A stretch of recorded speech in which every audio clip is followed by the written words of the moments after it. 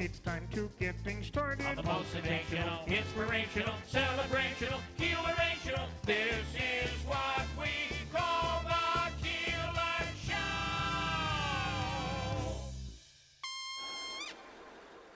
Show. Celebrating 100 years. This is Keeler. WIBX 950 and 92.3 FM. Now back to the Keeler Show.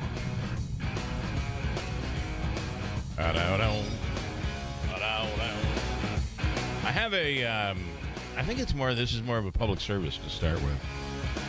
We have a lot to get to today. Beth Irons is in. Good morning. Nida County Public Market. Good morning. Good morning. Well, hold on. Before you do your public service announcement, who is this public service announcement brought to you by? I think it's kind of brought to you by me. This public service announcement is kind of brought to you by Bill Keeler. So, and it's really for my own benefit, but it could benefit everyone.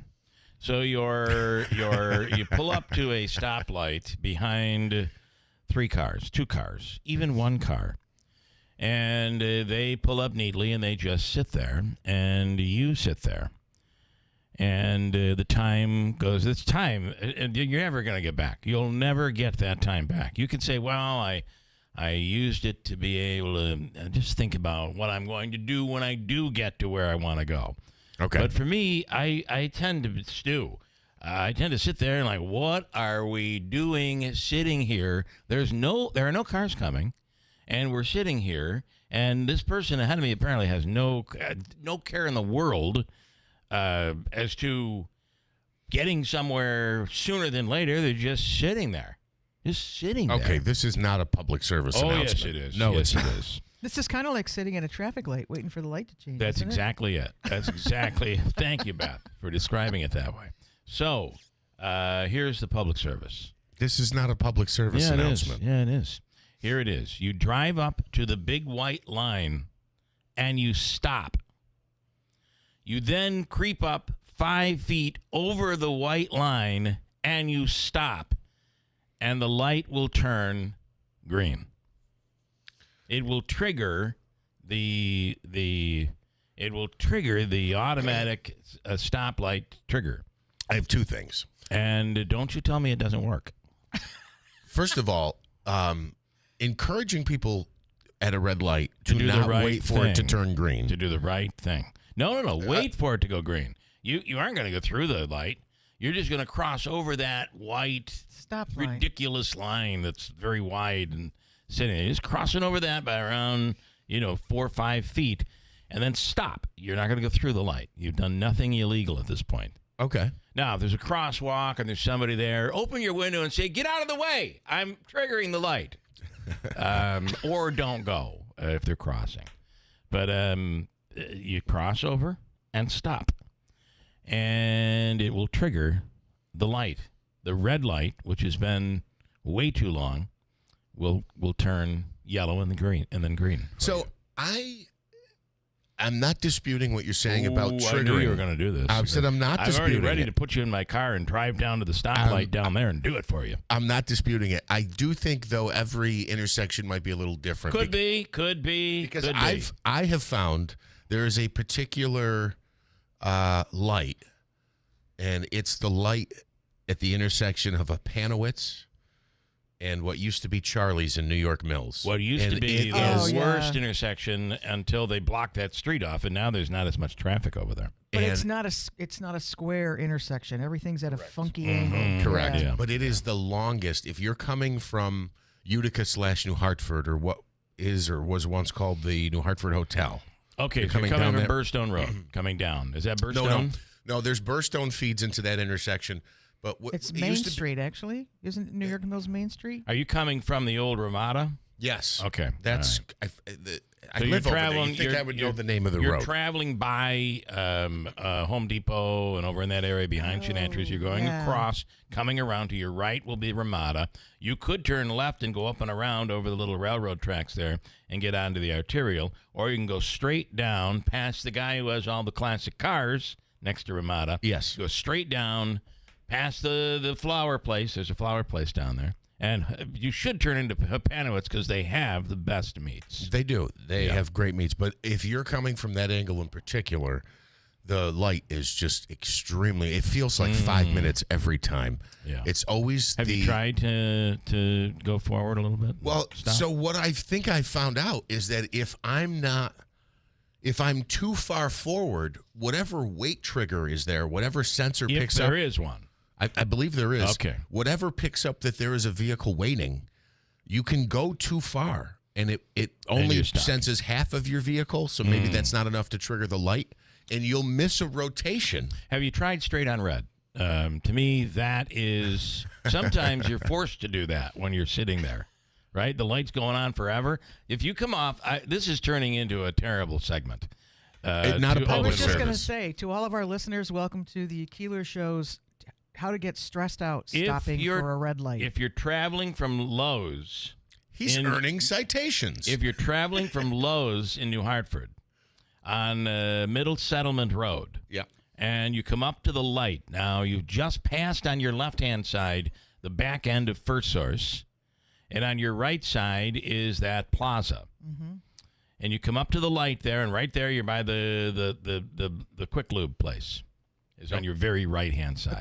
Kitty-cornered from what I think is supposed to be a car wash. Car wash that is someday going to be open. Yeah. Yes. Or sold. See, that's another funky intersection where you've got That's another multiple one. roads coming in, nothing's 90-degree angle. There's something wrong with that. First of all, the intersection coming from the other way, the signs are all screwed up.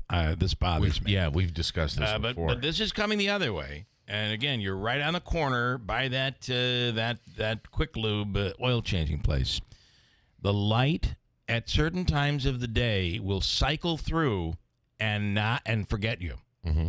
So it'll be red, and you'll see everybody go, and you'll be sitting there for literally 5 minutes, and people are forced to drive right through the intersection. It's usually at night where it happens. I think it's a miscalculation. Those are all programmed by very smart people who program these things.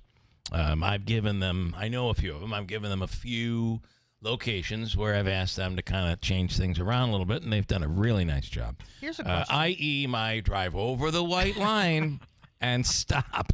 And There's a science to this, apparently. There is, and it works. And I'm going to tell you how well it works. It works so well, I can be driving up to one intersection and watch it turn from green to red. I come to the intersection and stop. The cars then go. Their light turns green, and I go over that white line. Instantly, it turns back to green. Yeah, so I think... And or normally, and this I learned also from the inside, normally there's like a 90-second void in there where it won't work. But sometimes that can be shut off. I'm just telling you. Wink, wink. Yep. And that would mean you just saw it turn red, and then you came over the line, and it immediately turns green.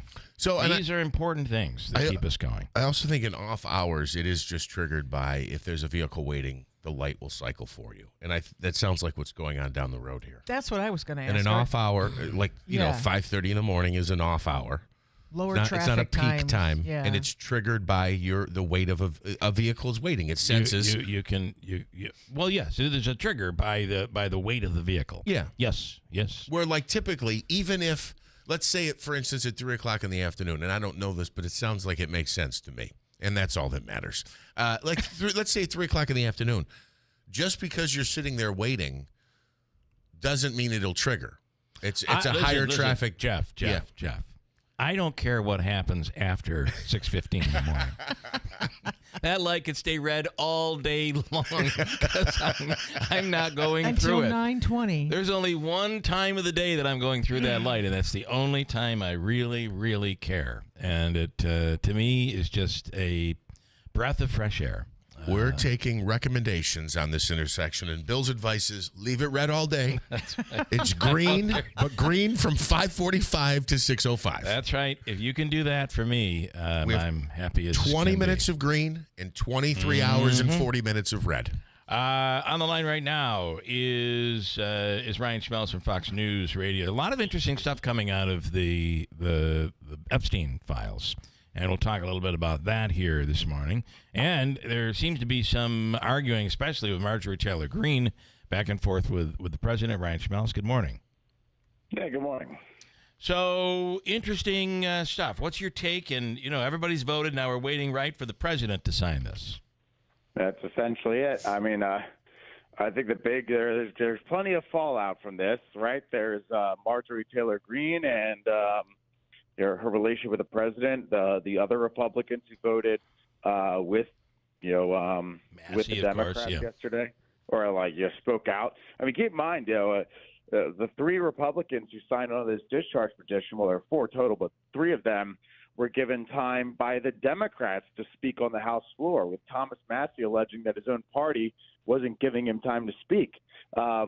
So there were some pretty intense accusations that those Republicans hurled at their own party yesterday. There's that, but then there's also the fact that Speaker Johnson sent this over to the Senate with the expectation Leader Thune was going to take it up and make some changes to it and amend it.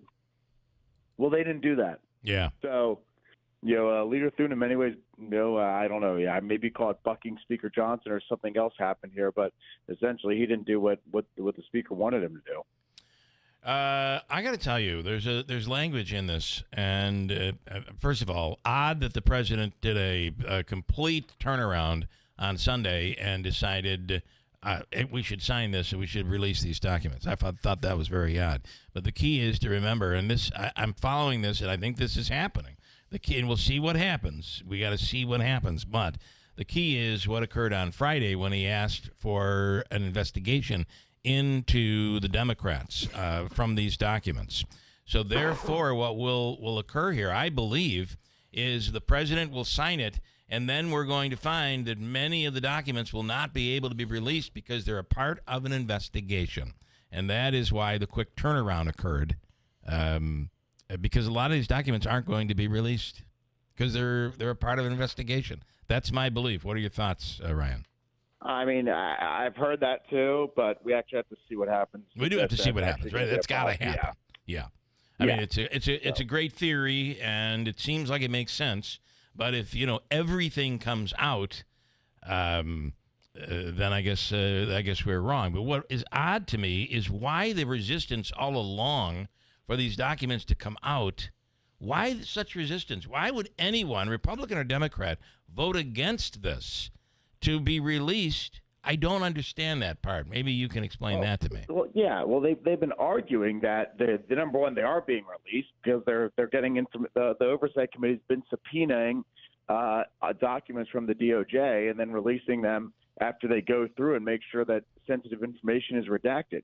And Speaker Johnson has said that this does not do enough to protect victims' identities, addresses, sensitive information. Okay. And so therefore, they couldn't support the bill as it was, but eventually they ended up doing it. That's what Speaker Johnson was hoping Leader Thune was going to do when the Senate got it, but that didn't happen. Well, here's my argument against that.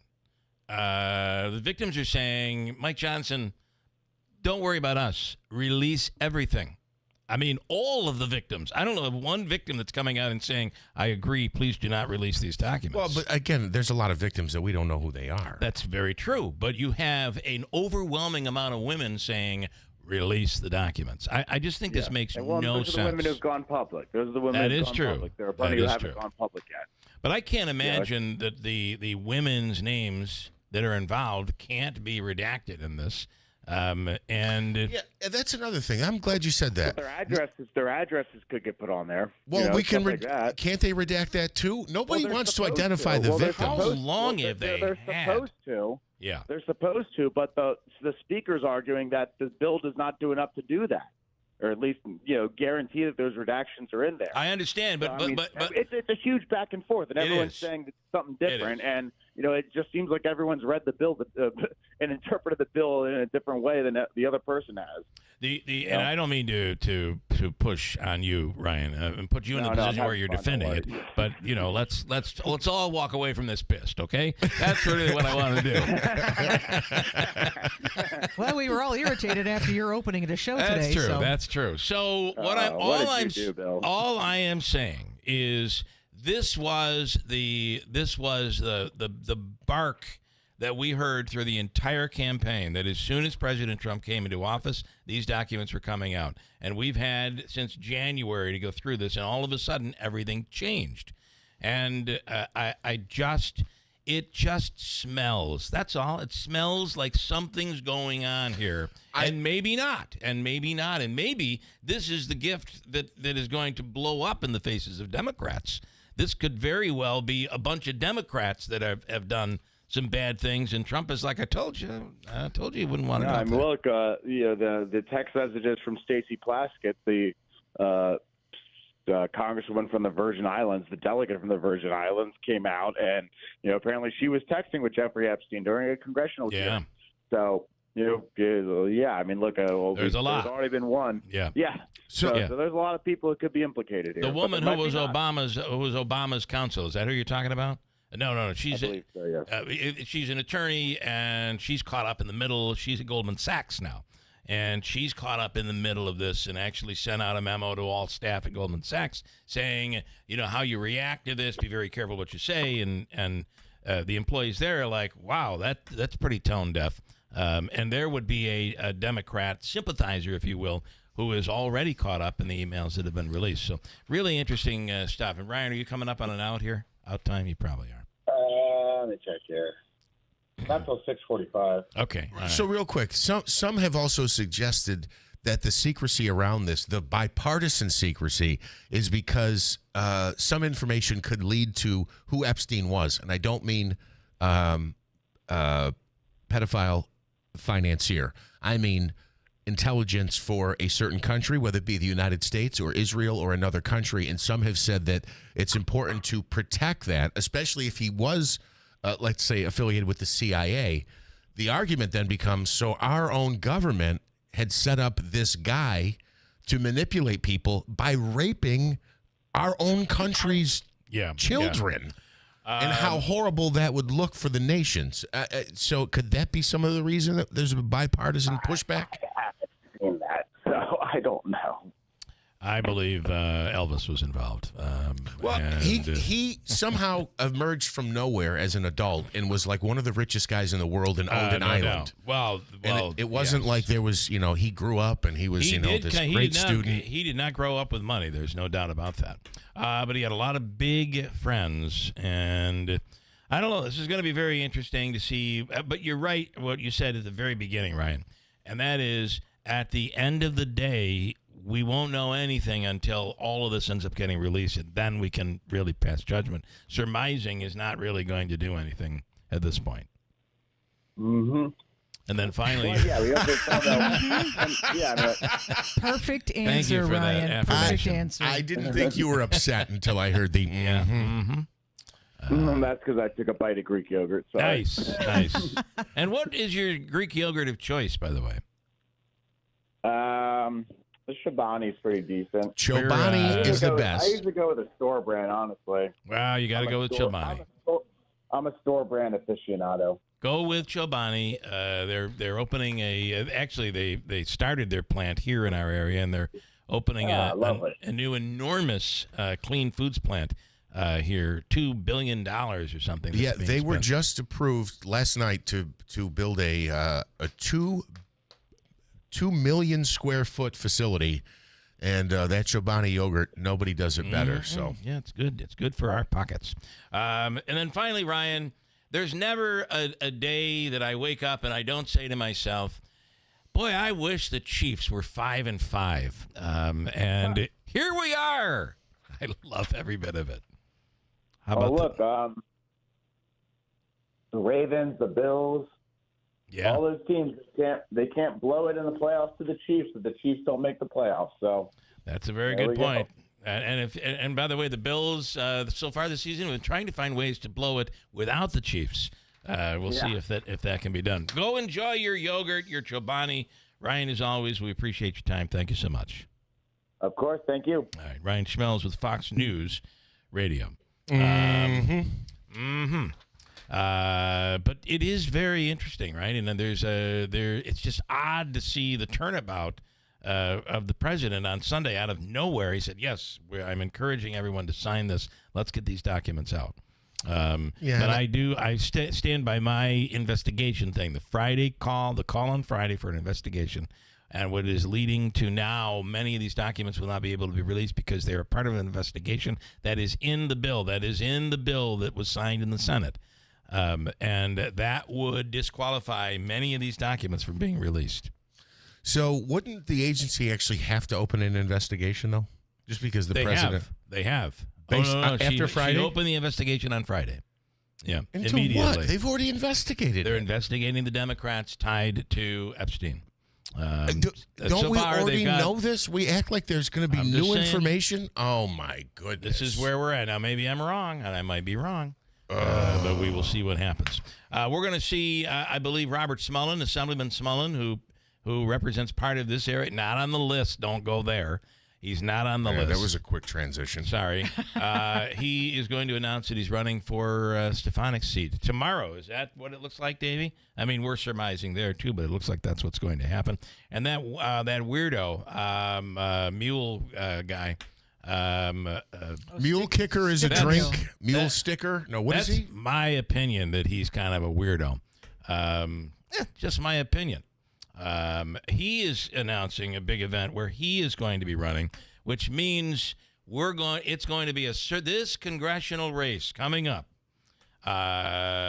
is going to be a circus. Get ready for it. There's going to be a lot of money spent, and it's going to be a circus. Can we take a step back?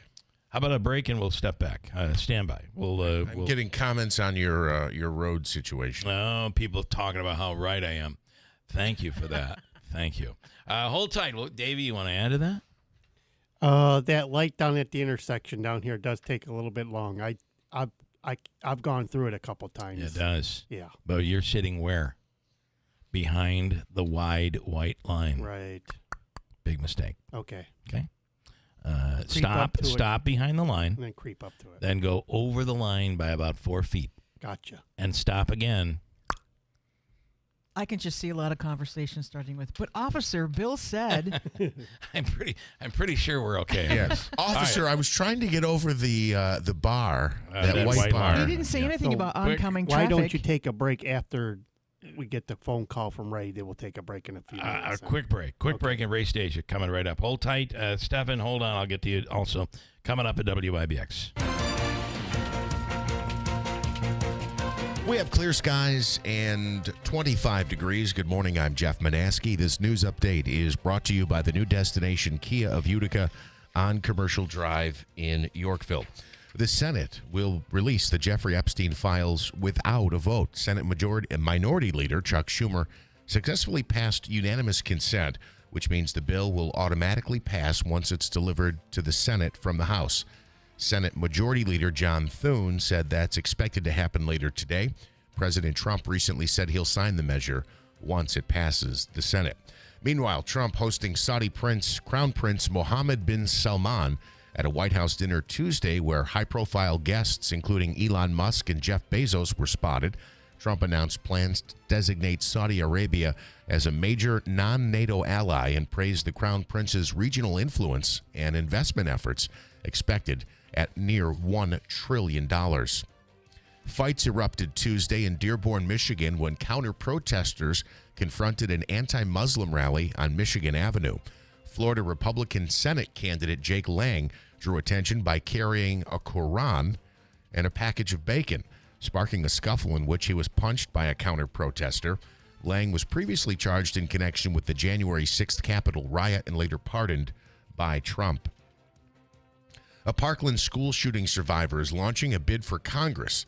Cameron Kasky, now 25 years old, announced in a video on X that he's seeking the Democratic nomination in New York's 12th district. Kasky, who was a student at Marjorie Stoneman Douglas High School when 17 were killed in 2018, says his experience pushed him into politics, arguing the system enabled tragedy. And the 59th annual CMA Awards kick off tonight in Nashville with Lainey Wilson, Megan Maroney, and Ella Langley leading the nominations with 6 each.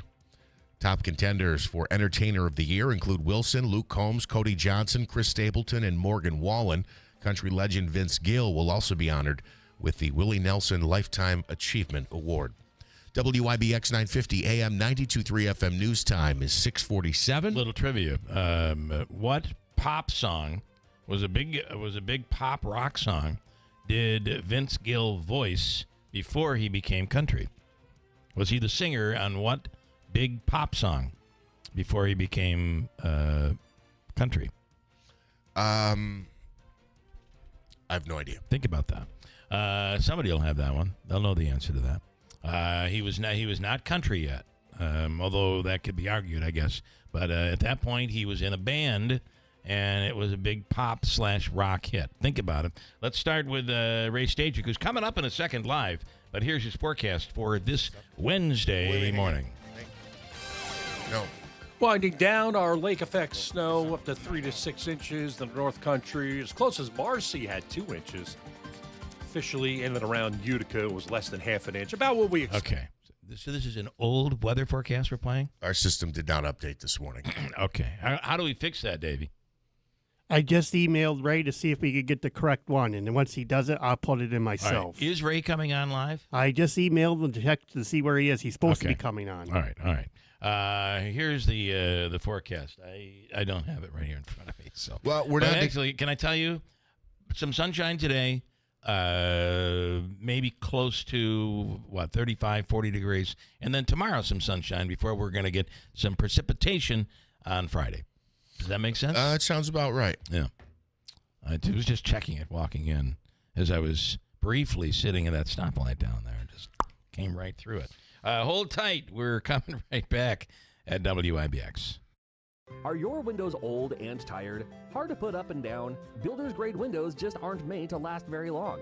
Patriot Home Solutions is a different kind of window company. No games or gimmicks, no long drawn-out sales presentations, just high-quality, custom-fit windows at reasonable prices made right here in New York. And right now, you can get up to $2,000 off new windows from Patriot and NYSERDA. Plus, get an upgrade to triple pane windows for free. Minimum 3-window purchase. Most homeowners qualify for the savings, and income is not one of the requirements. So write this number down, 315-401-0440. That's 401-0440. Patriot Home Solutions will tell you right over the phone if you qualify. Don't miss your chance to save up to $2,000 and get the triple pane upgrade free. Funds are limited, so call before they run out. Learn more at callpatriothomesolutions.com. That's callpatriothomesolutions.com. The holidays mean more travel, more shopping, more time online, and more personal info in more places that could expose you more to identity theft. But LifeLock monitors millions of data points per second. If your identity is stolen, our US-based restoration specialists will fix it, guaranteed, or your money back. Don't face drained accounts, fraudulent loans, or financial losses alone. Get more holiday fun and less holiday worry with LifeLock.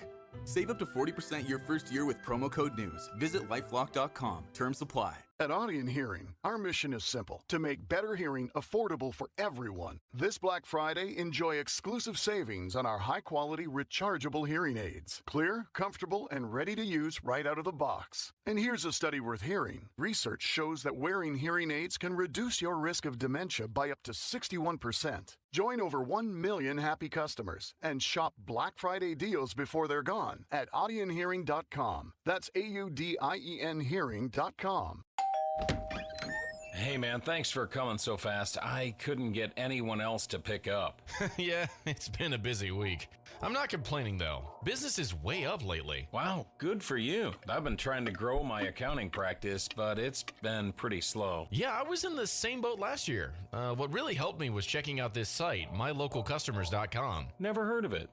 Well, most people haven't. It gives you a look at how many people in town are searching for what you do, and it also provides a plan to help them actually find you. Like online? Exactly. It's eye-opening, and it only takes a couple minutes to get started. Huh, well, you fixed my sink. Maybe you just fixed my business too. Want to know how many people in your area are searching for your type of business?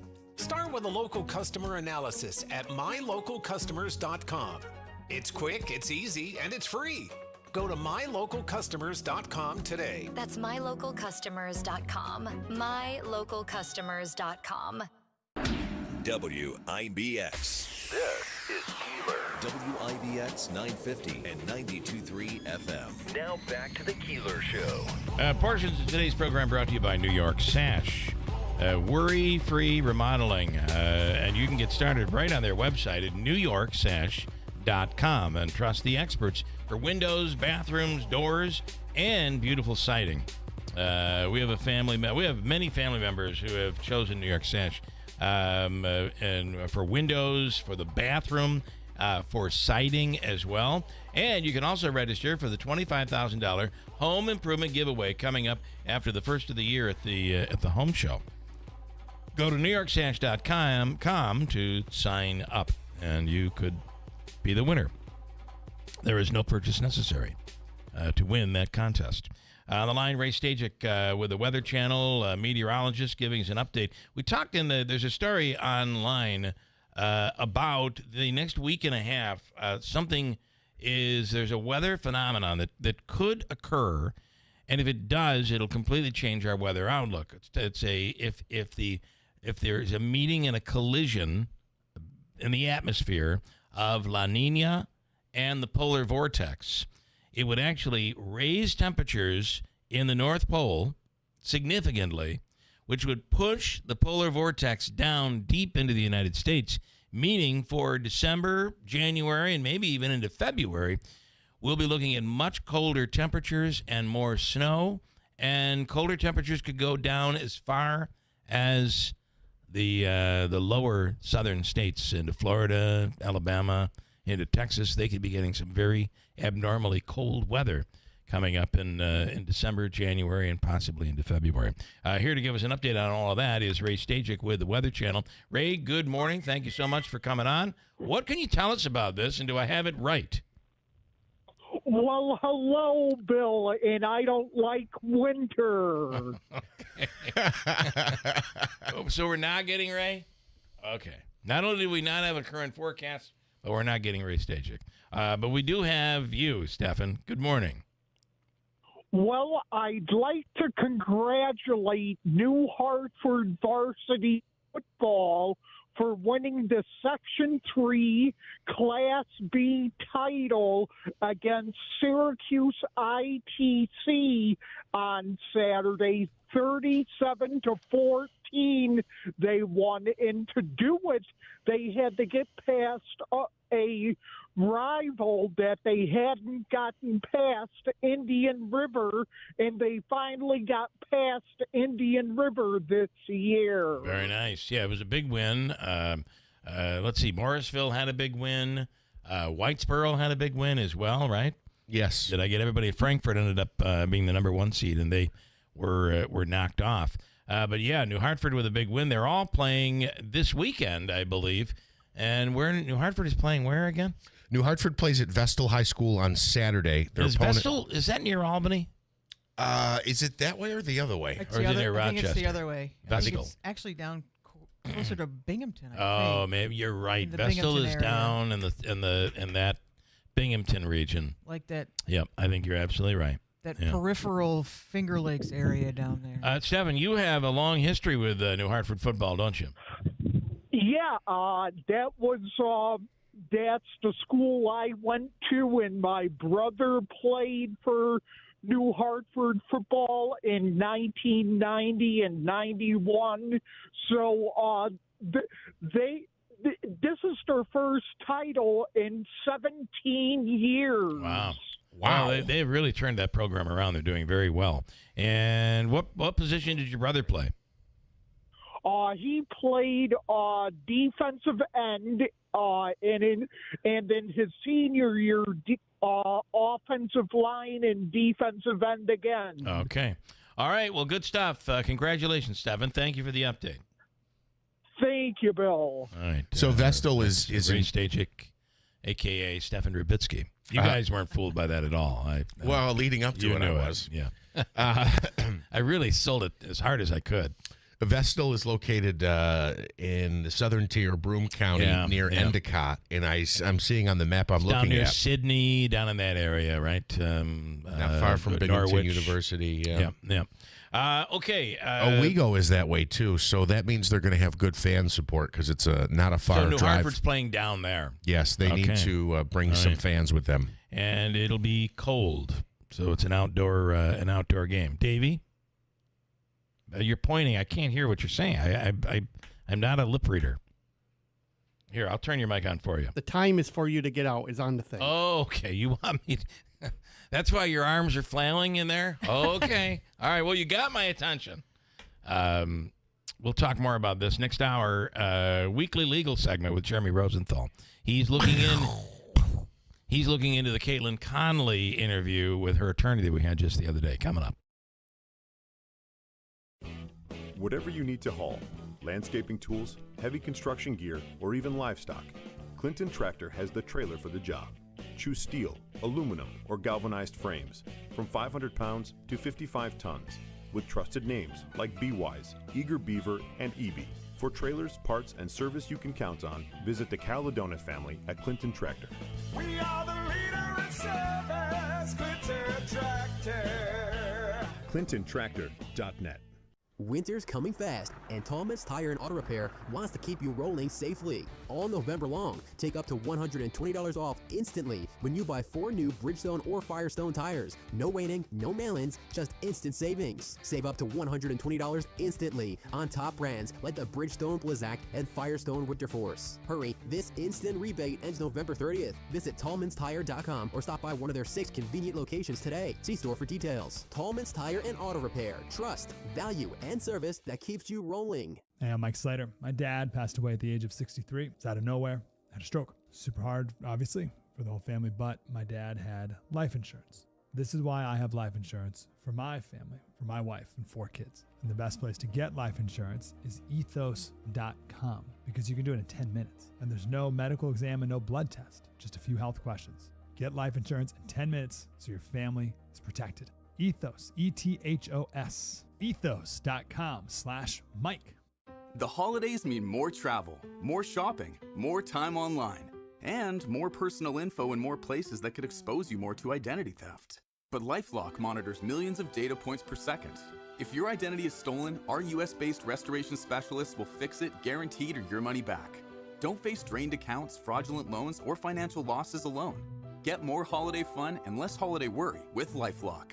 Save up to 40 From the Stanley Theater Studio, WIBX Utica, Rome, W295EI, WIBX 950 and 92.3 FM, celebrating 100 years.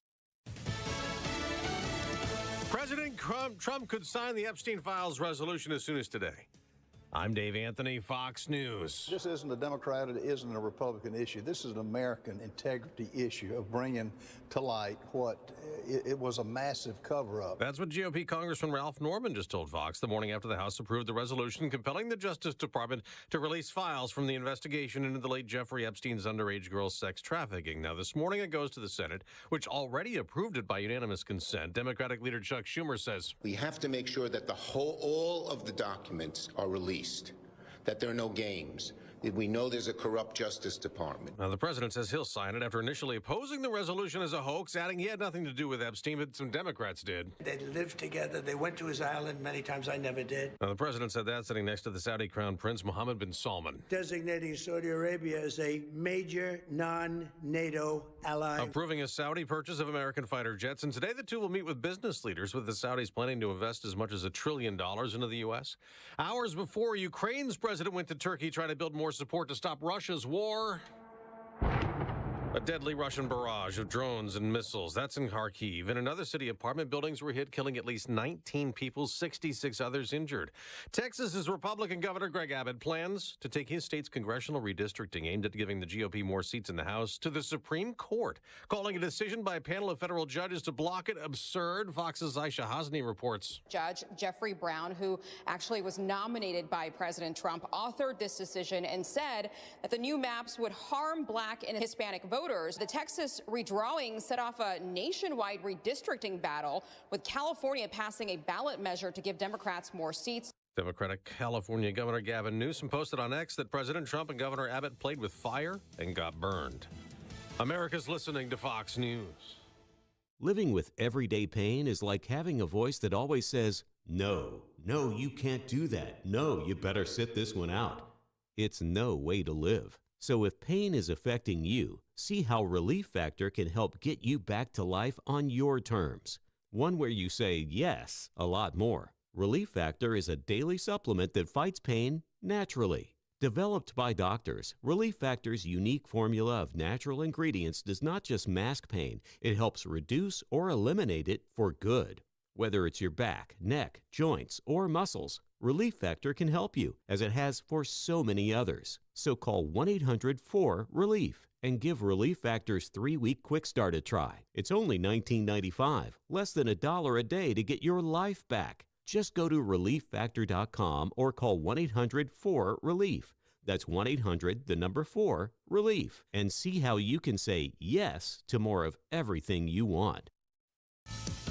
Another city will soon get a federal illegal immigration crackdown. According to planning documents obtained by the Associated Press and 3 people familiar with the operation, the Department of Homeland Security is expected to deploy 250 federal border agents to New Orleans on or around December 1st. Reportedly dubbed Swamp Sweep, agents are expected to remain in the city for 2 months, aiming to arrest roughly 5,000 people across southeast Louisiana and into Mississippi. That's Fox's Kristen Goodwin. This is Border Patrol agents continue going after those here illegally with criminal records in an operation in Charlotte, North Carolina, where Fox's Madison Scarpino reports. DHS says that it has already arrested more than 200 illegal immigrants, and there is also a lot of pushback towards this immigration crackdown. A Latino bakery here in Charlotte is temporarily closing, and that's because the owner says that ICE is targeting its customers, and we know that other businesses have closed as well.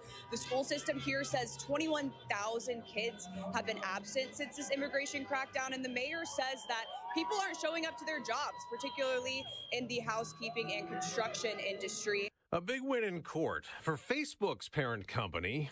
Meta Platforms prevailing in a historic Federal Trade Commission case that could have forced the social media giant to restructure or spin off Instagram and WhatsApp. A U.S. district judge ruling that Meta does not hold a monopoly in social networking. The decision follows 2 separate rulings that branded Google an illegal monopoly in both search and online advertising. The case is part of a larger antitrust crackdown on big tech in the U.S. In September, a federal judge refused to break up Google for monopolizing the online search and advertising market. Hillary Barsky, Fox News. On Wall Street, stock futures are on the rise. This morning after another big sell-off. The Dow in the last couple of days has dropped more than 1,000 points.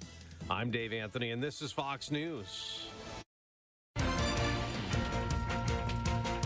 Clear skies, 25 degrees. Good morning. I'm Jeff Manaski. WIBX 950 AM 92.3 FM news time is 7:05. This news update is brought to you by the new destination Kia of Utica on Commercial Drive in Yorkville. A Utica woman facing serious charges after Utica police executed a search warrant at a home at 113 Lynch Avenue. It involved the GIVE unit, assisted by investigators with special operations and officers in the crime prevention unit, along with Metro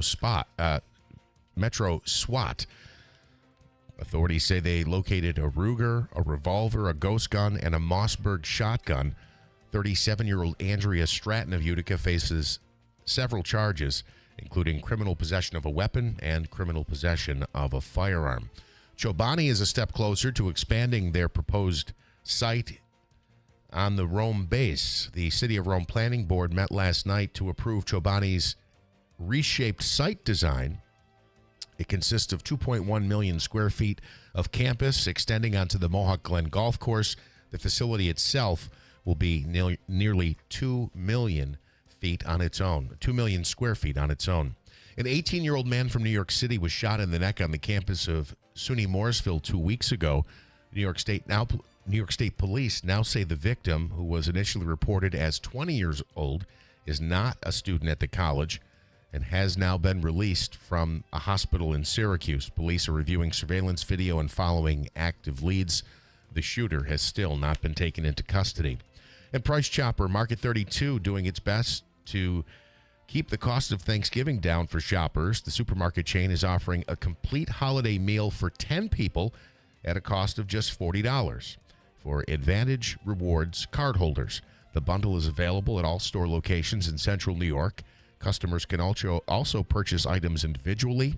Fully cooked Thanksgiving meals are also being made available for pre-order on the holiday dinners page through tomorrow. WIBX 950 AM 92.3 FM news time is coming up on 7:08. Your Weather Center forecast is brought to you by Clinton Tractor, the leader in service. Visit clintontractor.net. Precipitation free now for a couple of days. We cleared it out. Cold morning, mostly blue sky this afternoon. Low 40s should do it. Low to mid 20s tonight. North Country colder. Sunshine tomorrow in the mid 40s. And the next round of rain showers this time will be on Friday with a high close to 50. From the Weather Channel, I'm meteorologist Ray Stagik, WIBX 950 AM at 92.3 FM. Right now, clear skies and 25 degrees at 7:08. All right, Syracuse basketball picks up another victory.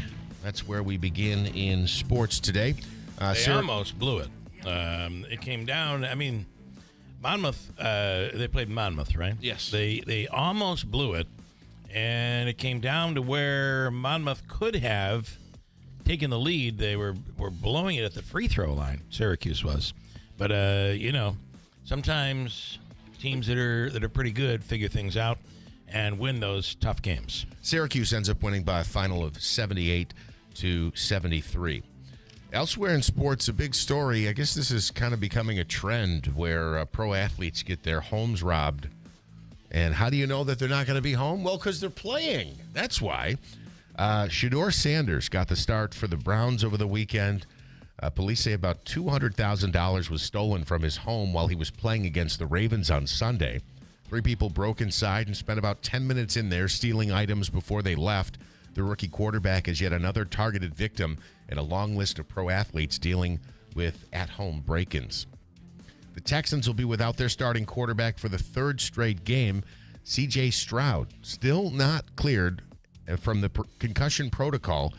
The Texans, of course, set to take on the Buffalo Bills tomorrow night. That's got to be good news for you, Bill.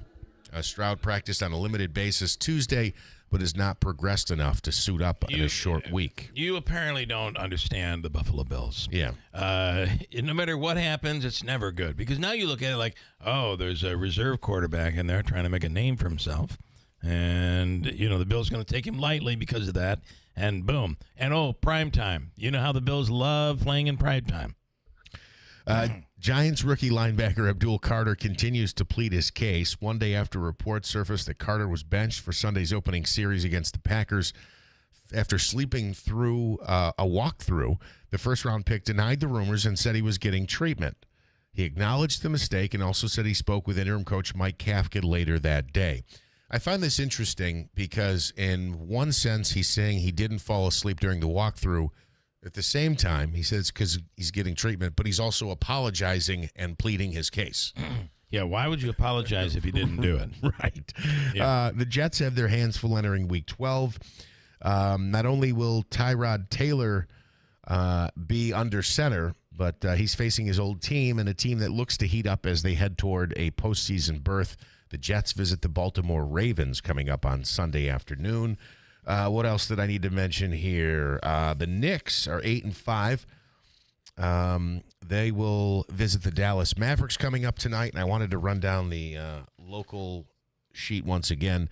8-man regional semifinal for the 8-man. It's Mooresville eating at Taconic Hills at SUNY Mooresville on Saturday. In Class B, New Hartford will play Owego Free Academy Saturday at 3 o'clock at Vestal High School. Whitesboro in Class A will take on Union Endicott. That's an 8 o'clock game at Vestal High School on Friday night. And the Utica University Pioneers men's football team, they only have a men's football team. They don't have a women's football team. Anyway, they will host their first ever bowl game 1 o'clock Saturday at Gaetano Stadium. So this is hosting. They've never hosted. They've never hosted a bowl game. They've played in a few bowl games. A couple. But this is playing in Utica. That's pretty awesome. Yes. I was going to say Gaetano Stadium should be rocking on Saturday at 1. So the opponent is Rowan University, and it's the I struggle on the pronunciation of this. ASA. It is a man's first name. Asa? I don't really know that. Asa. This is interesting. The Asa Bushnell Bowl. Now, Asa Bushnell was the creator or the first commissioner. He was very instrumental in founding the ECAC, the East Coast Athletic Conference, and the bowl game is named after him. Further investigation found that there was an Asa Bushnell, I believe related to him, who was a mayor or a governor in Ohio, but he was actually born in Rome, New York. Oh, that's wild. It's an interesting tie-in. So anyway, go. I wonder what that name is. Asa? Asia? Where it comes from? Is it Asian? Is it an old Italian name? Is it short for something? Yeah. Asiago? By the way, I don't normally do this. Asiago. Oh. I don't normally do this, but I'm going to. I can't even believe I'm going to do it. The OD has an awesome story today, and it's about Roscoe Conkling. And Amy Roth is the author. She went in and Davey, I'd want to get this guy on. He's a local historian. I'll give you his information if you can grab him. But he talks in the article about how Conkling is portrayed in Death by Lightning. That's the series, which is about Garfield, the president who only lasted about 5 months. He was assassinated. And of course, Conkling was the big guy. He really ran the Republican Party. And upon the death of Garfield, in a dispute somewhere before the death, just before, Conkling resigned, and it really kind of destroyed his career. But he was huge. And it shows you how what the series got right and what the series got wrong on Roscoe Conkling. It's interesting. But he was a big power broker, and he ran things, but was loved. That's the other part of this that doesn't come across in the series. He really was loved here. Even so much that people would name their kids after Roscoe Conkling. And literally, Roscoe Conkling, Conkling would be the middle name, Roscoe would be the first, and then they would, obviously their last name. But I think Amy Roth did a really good job on this story. You can check it out in the OD. I don't think I've said that in a long time. Yeah, that's a good point. Yeah. Well, listen, we all feel for, we all, in media, everybody's stripped. Everybody's to the point where staff is cut tremendously, significantly, like we never thought it would be. And, what does the OD have, like 4 people? I mean, that's just shocking. They used to fill that whole building, and now we're going to sell pot there. Are they still in that building at all? No, they're gone. I was going to say it's going to be filled with smoke soon, that building. Yeah, that's a lot of marijuana smoke. All right, we have the legal segment with Jeremy Rosenthal. Anything else? You're good. The weather was updated. Thank you, Davey. And a couple of quiet days. It looks like we have until Friday when we'll get some precipitation. Before we move on, do you want the comments on your road thing, the triggering the light? Okay, so this is from Lance and Lee. Lance says the big white lines that you're referring to are called stop bars. The sensors in the pavement are called loops. Sometimes there are sensors actually on the light that need to be angled properly. And we also heard on this topic from Dave Olney. The police chief in Boonville. Some lights have the magnetic triggers in the road. I think those are the loops we're talking about. He said, like you're talking about. Some lights have no triggers and are just timed. Some lights have the new sensors, which look like little cameras on a pole mounted over the traffic light. Okay. So it sounds like they I both think this know one what is they're the talking weighted. about. I agree, but they're not disagreeing with me. No, and they're actually agreeing with each other. They both kind of gave me the outline to the same exact thing in separate messages. Except Dave, Chief Dave, followed by, but don't be stupid, Bill. Don't be stupid. Yes. That was this last. Be careful out there. You're a splinter away from breaking the law. It's not the first time he's told you that either. That is true. Quick break, and coming up, Jeremy Rosenthal is an attorney the attorney. He is the man in Texas that you call when you need help through Fox News Radio is how we get him. But he's very interested in the Caitlin Conley case. 2 weeks ago, we had Caitlin Conley's attorney on. It was very intriguing as she held nothing back, and there does seem to be a battle between her and the DA's office in Oneida County. Jeremy had a chance to hear that interview, Davey. We sent it to him, and is going to talk about that as well as 3 topics, and he gives us a legal look at each one of those topics. We'll do that. Coming right up here at WIBX. Are your windows old and tired? Hard to put up and down? Builder's grade windows just aren't made to last very long. Patriot Home Solutions is a different kind of window company. No games or gimmicks, no long drawn-out sales presentations, just high-quality, custom-fit windows at reasonable prices made right here in New York. And right now, you can get up to $2,000 off new windows from Patriot and NYSERDA. Plus, get an upgrade to triple pane windows for free. Minimum 3-window purchase. Most homeowners qualify for the savings, and income is not one of the requirements. So write this number down, 315-401-0440. That's 401-0440. Patriot Home Solutions will tell you right over the phone if you qualify. Don't miss your chance to save up to $2,000 and get the triple pane upgrade free. Funds are limited, so call before they run out. Learn more at callpatriothomesolutions.com. That's callpatriothomesolutions.com. It all began in 1985 with a single goal. A commitment to brighten our community. And with your kindness, that light grew brighter. Because for 40 years, you've helped Food Bank of Central New York deliver healthy food and hope. But that need continues to grow. So this year, please consider giving a little extra and make sure the light we shine together never goes out.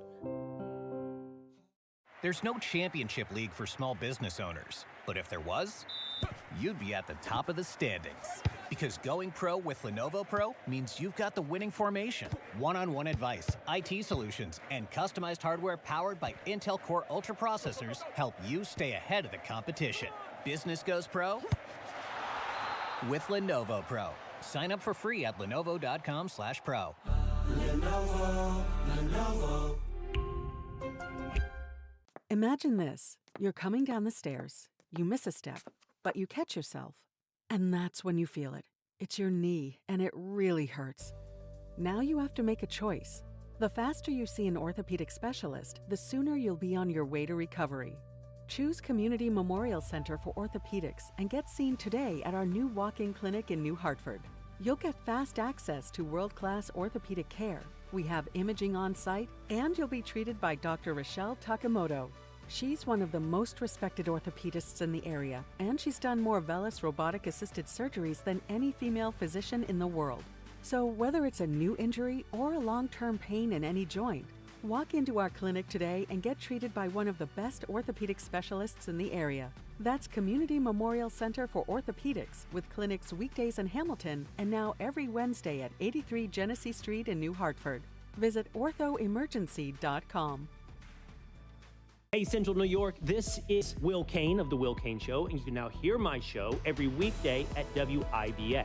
I do things a little differently when I'm behind the microphone because I turn it over to the listeners to learn and really dig into the issues that impact everyday Americans. The Will Kane Show lets you keep ahead of the headlines and understand what's really going on in the world with in-depth discussions from leading experts and the brightest minds. From politics to sports, nothing is off topic. Listen to The Will Kane Show weekdays at 6, only on WIBX 950 AM and 92.3 FM. Hey, it's the end. We can now say this. We're hitting the end of the year. We're reaching that point. And if you want to add a little extra cheer and extra savings, you can do so at GPO Federal Credit Union. Drive into the new year with an auto loan as low as 4.24% APR financing for 60 months on 2022 and 2026 models with checking and direct deposit. Or you can grow your savings with their 14-month term share certificate special at 4% APY. Need a little extra for the holidays or winter home upgrades? Their holiday loan and warm home loan are both as low as 5.99% APR for 12 months. Visit gpofcu.com or your nearest branch and wrap up the year in savings only at GPO. Your journey, their commitment, GPO Federal Credit Union, committed to excellence. Membership eligibility is required. And it's NCUA insured. Rates are based on credit. Restrictions apply. Offer ends December 31. Celebrating 100 years. This is Keeler. WIBX 950 and 92.3 FM. Now back to the Keeler Show. I want to give you a little bit of background here, just a little bit. Kaylin Connolly, of course, was charged in the murder of Mary Yoder. And there was colchicine poisoning is what was determined. They were able to investigate her phone and get into her phone, and there's been back and forth. The first jury was a hung jury. The second, they got her on a lesser charge. She was found guilty of manslaughter second, I think it was, right? And then an appellate challenge. She challenged it, and it's something that Caitlin Connolly really discovered on her own. She challenged it in court at the appellate division and won her case. It was all thrown out. Now the DA is contemplating, does he and the DA's office try her for a third time on some sort of charge in response to the death of Mary Yoder. She's already spent about 8 years in jail. It was first-degree manslaughter. First-degree manslaughter. On the line right now is Jeremy Rosenthal. Jeremy, good morning. Good morning. How are you? Good. I'm glad we were able to send you the link to the defense attorney.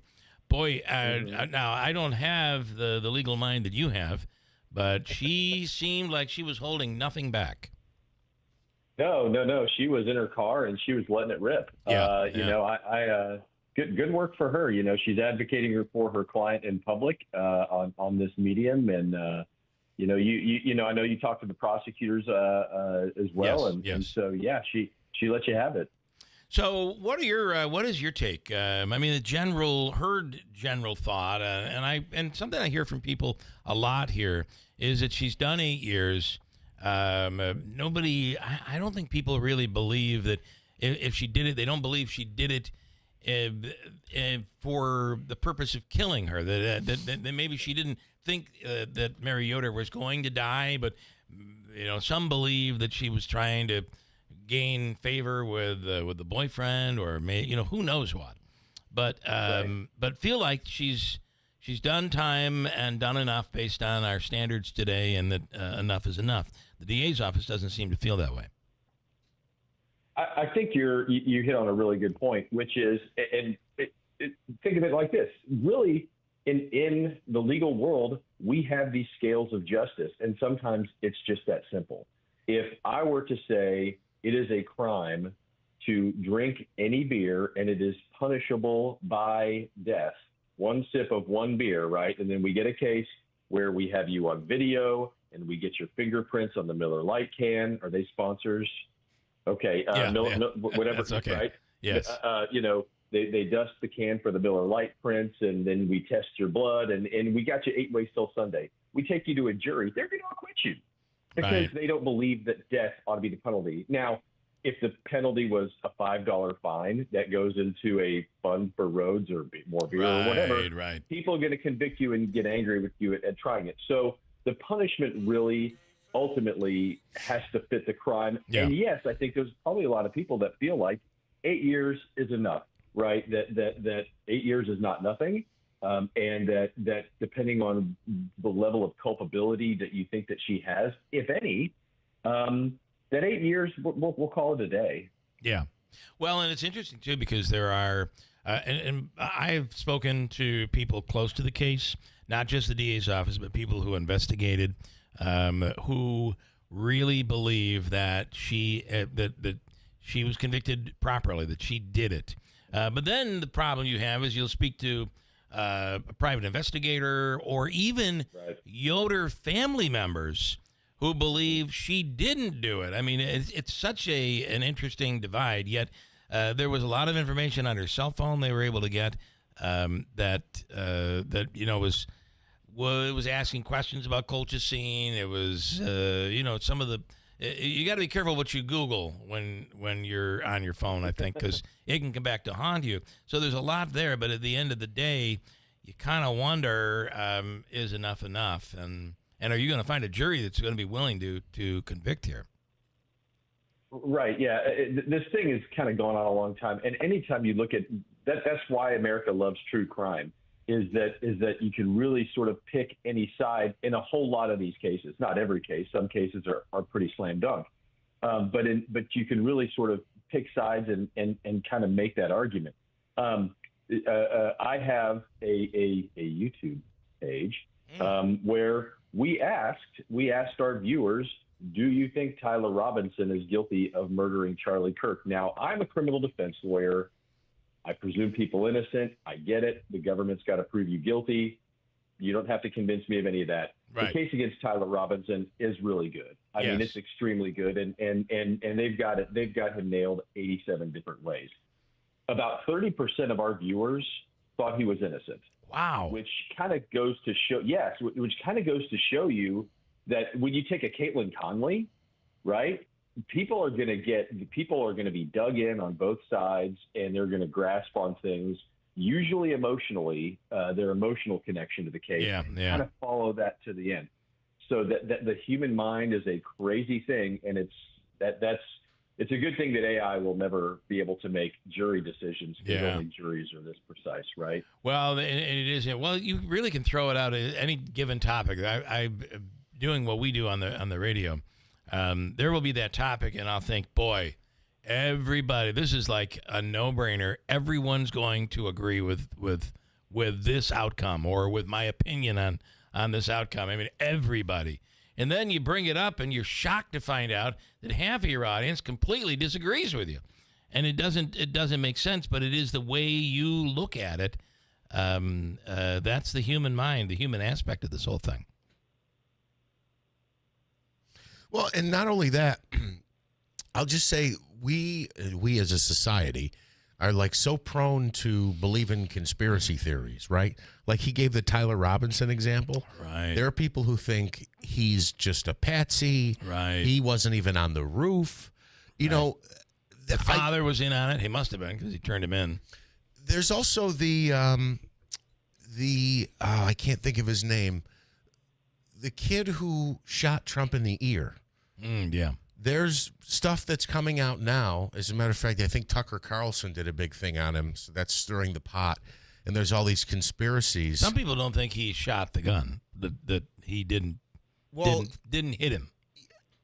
Right, and that it was someone else that did it. Well, and there's also a conspiracy, and I'll say it frankly, on the left, that Trump was in on this, and that his ear healed too quickly for him to have been shot by a bullet. Yeah.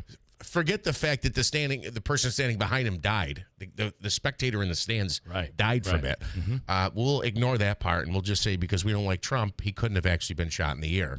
But getting back to this Tyler Robinson thing, and will you check the line, Smitty, on our lawyer there? Is he still with us? You're still with us, Jeremy, right? No, we lost him. I think we did lose him. Yeah. The reason I jumped in with this because I heard a bit of a pregnant pause there. Okay. Didn't think he was. He's back. There you are. We got him back. We got him back. All right. Yeah, sorry about that. I don't know what happened there. Yeah, and I was like cutting you guys off incessantly because that's what I do as a lawyer, but you guys weren't listening. So, and that's why lawyers and radio talk show hosts communicate so poorly together, because both of them cut each other off. So. Yes. Listen, guys, I'll tell you this. So if you like conspiracy theories, okay, this country, we are about to have the Super Bowl of conspiracy theories. Yeah.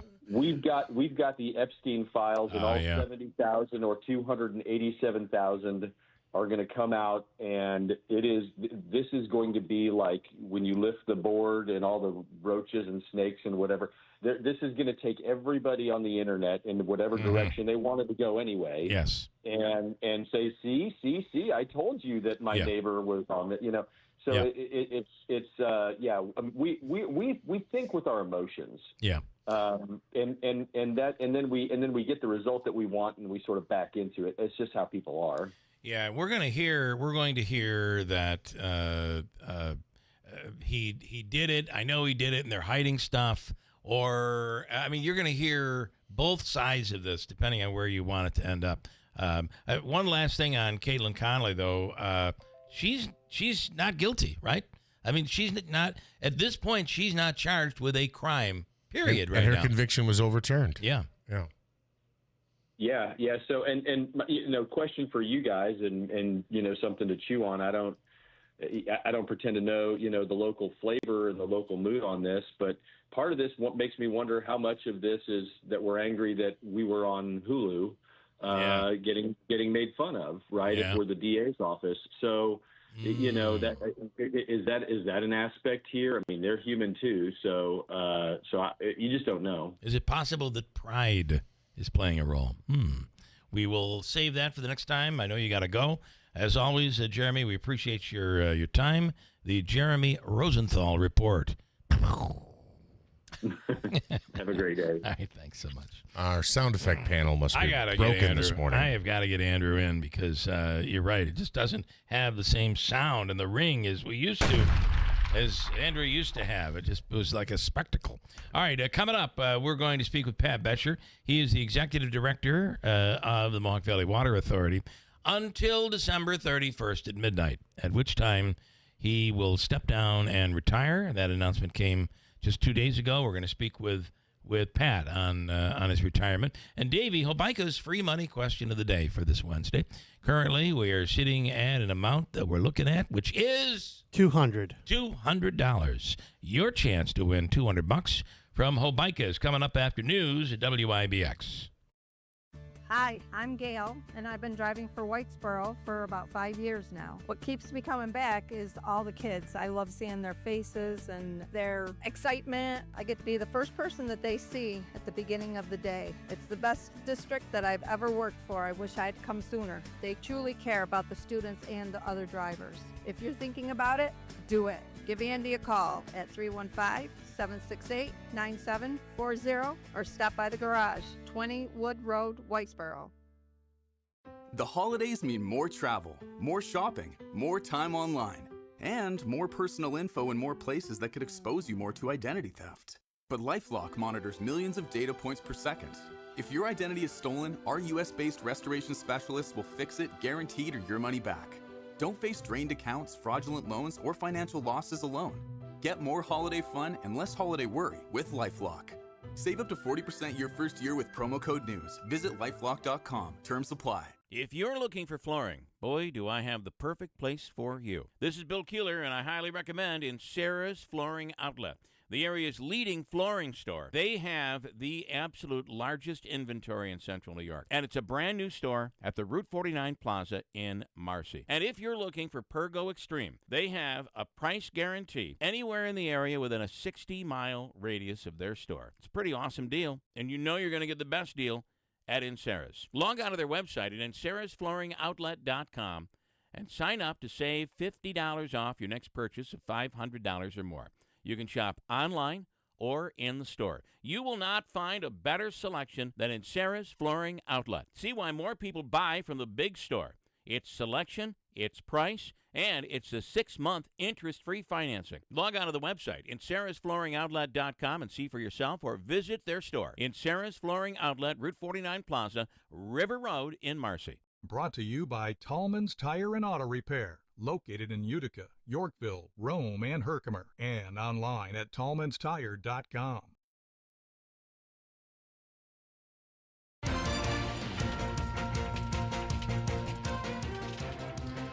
We have clear skies and 25 degrees at 7:35. This news update is brought to you by the new destination Kia of Utica on Commercial Drive in Yorkville. The Senate has approved a measure compelling the release of the Jeffrey Epstein files without a vote. Senate Minority Leader Chuck Schumer successfully passed unanimous consent, which means the bill will automatically pass once it's delivered to the Senate from the House, likely at some point later today. President Trump has indicated he'll sign the measure once it reaches his desk. Tesla CEO Elon Musk and NVIDIA CEO Jensen Huang are set to join a discussion on artificial intelligence today at the U.S.-Saudi Investment Forum. Both men also attended a dinner last night at the White House that President Trump held for Saudi Crown Prince Mohammed bin Salman. Trump will also be on hand to deliver remarks today at an event being held at the Kennedy Center in Washington. Meta has won an antitrust case that was filed by the Federal Trade Commission. Tuesday's ruling by a federal judge says competitors like TikTok prove that the tech company does not currently have a monopoly. The judge said the social media landscape has changed since the FTC filed the case 5 years ago. Texas's new Ten Commandments law has once again been found unconstitutional. This after a federal judge sided with a group of parents who sued a number of school districts. In his ruling, Judge Orlando Garcia said the unwelcome religious displays violate the Establishment Clause. And Cambridge Dictionary says its 2025 word of the year is parasocial. Oh, parasocial? Yeah. The British English Language Dictionary. Yeah, that's how I feel. Bill shrugged, for those of you not watching on YouTube. The British English Language Dictionary, easy for me to say, defines parasocial as a connection that someone feels between themselves and a famous person they do not know, including fictional characters and artificial intelligence. The word has been around since 1956, but Cambridge says it became popular this year as a way to describe how Taylor Swift fans felt about her engagement to NFL star Travis Kelce. Okay. And the definition again is? A connection that someone feels between themselves and a famous person they do not know that can include people like Taylor Swift, who many of us do not know, but it can also include fictional characters and, this is the scary part, artificial intelligence. Okay, that's why it's now the word of the year. Yeah, interesting. Well, listen, when Elvis died, how many women cried? A lot of them. Yeah, that's true. They didn't know think him. I cried when a couple of my heroes died. That's true. Never met him. I had to cross them off my people I have to meet during my life list. But that's a good point. Now, maybe that's part of it. It's like you're not going to get to meet that person. Okay. All right. Bill, we have a chilly start today, 25 degrees. Here's a look at your forecast today.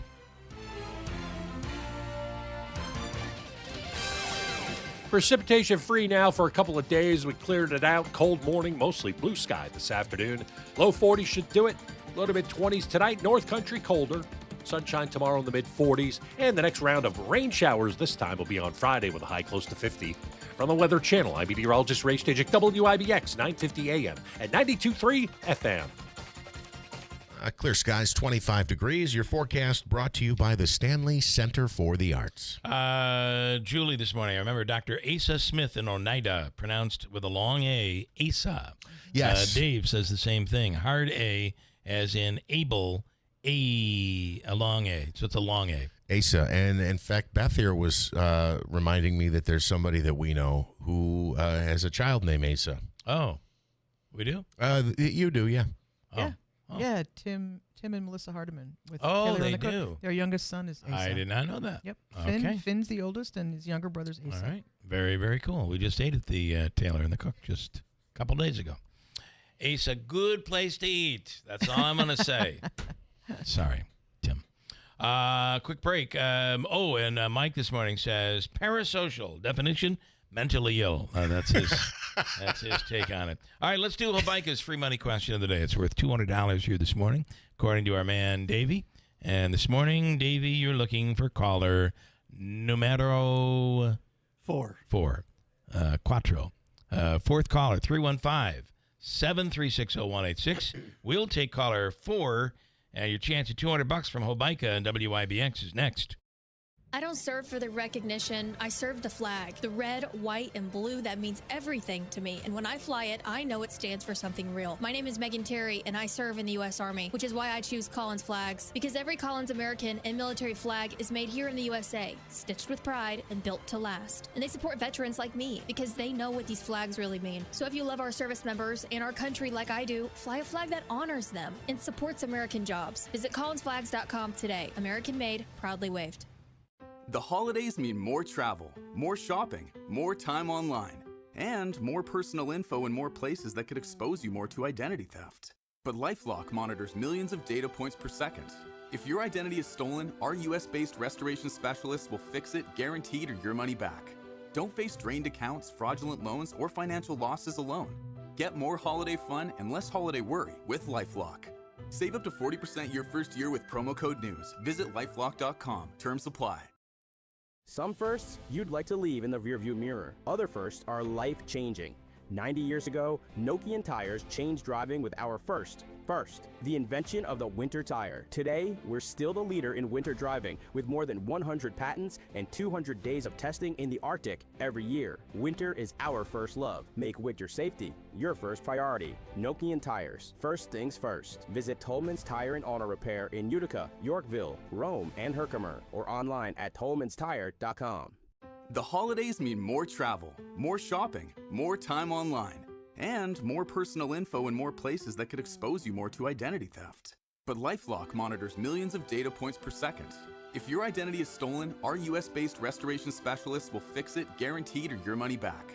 Don't face drained accounts, fraudulent loans, or financial losses alone. Get more holiday fun and less holiday worry with LifeLock. Save up to 40% your first year with promo code NEWS. Visit lifelock.com. Terms apply. Hey, Ryan Reynolds here. Wishing you a very happy half-off holiday, because right now Mint Mobile is offering you the gift of 50% off unlimited. To be clear, that's half price, not half the service. And Mint is still premium unlimited wireless for a great price. So that means a half day, yeah? Visit mintmobile.com/radio. Upfront payment of $45 for 3-month plan, equivalent to $15 per month required. New customer offer for first 3 months only. Speed slow after 35 gigabytes if network's busy. Taxes and fees extra. See mintmobile.com. Stand Up to Cancer asked leading cancer researchers to speak about why they do their work. 2 words come to mind for me. One is responsibility, the other is purpose. It's just so inspiring to do research that impacts human lives. Stand Up to Cancer has been a critical partner in advancing research for cancer. Cancer research saves lives. So please, help us fight in this battle against cancer. Be a part of the team that ends cancer at standuptocancer.org. WIBX. This is Keeler. WIBX 950 and 92.3 FM. Now back to the Keeler Show.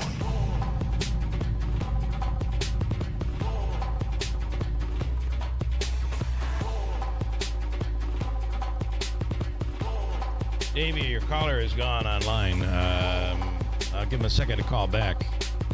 Otherwise, we'll take somebody else at 315-736-0186. Tim, you have just a mere 30 seconds to call back. Okay, Davey, did you see the comment that was just put up there just a second ago about you? Yeah, and I'm mad about it. What are you? So, Lance from Lee, I'm calling you out right now. Oh, no. I don't delete any of your messages on the app, sir. I'm just going to read the message. Davey, deleting my messages again? No, I don't touch anything because I don't touch nothing in that studio until 9 o'clock. He says you do. I close everything out. He has been leaving messages and they're disappearing. He's believing that maybe you are deleting these messages. No, I'm not. So let me just say this real quick. I do not believe in our app system when you have for instance, if someone commented on YouTube, it would be possible. I'm not saying this happens. Well, Davey knows how to do it. It would be possible to go in and delete the comment on YouTube. Yeah. But in our app system, if somebody sends us a message, I do not believe there is a way for us to delete it. Davey knows how to do it. And also, Lance, I do see from Monday, ask Smullen if he was the Oneida County choice when Stefanik was stepping down to be on national. I did see that, but I didn't understand the reference. I did ask him when he was going to, if he was going to run. I asked him that question. Uh-oh. Another message from Lance coming in. You want to read that one? Go ahead and read it. What's it say? I didn't see it. Let's see here. Is it about Davey?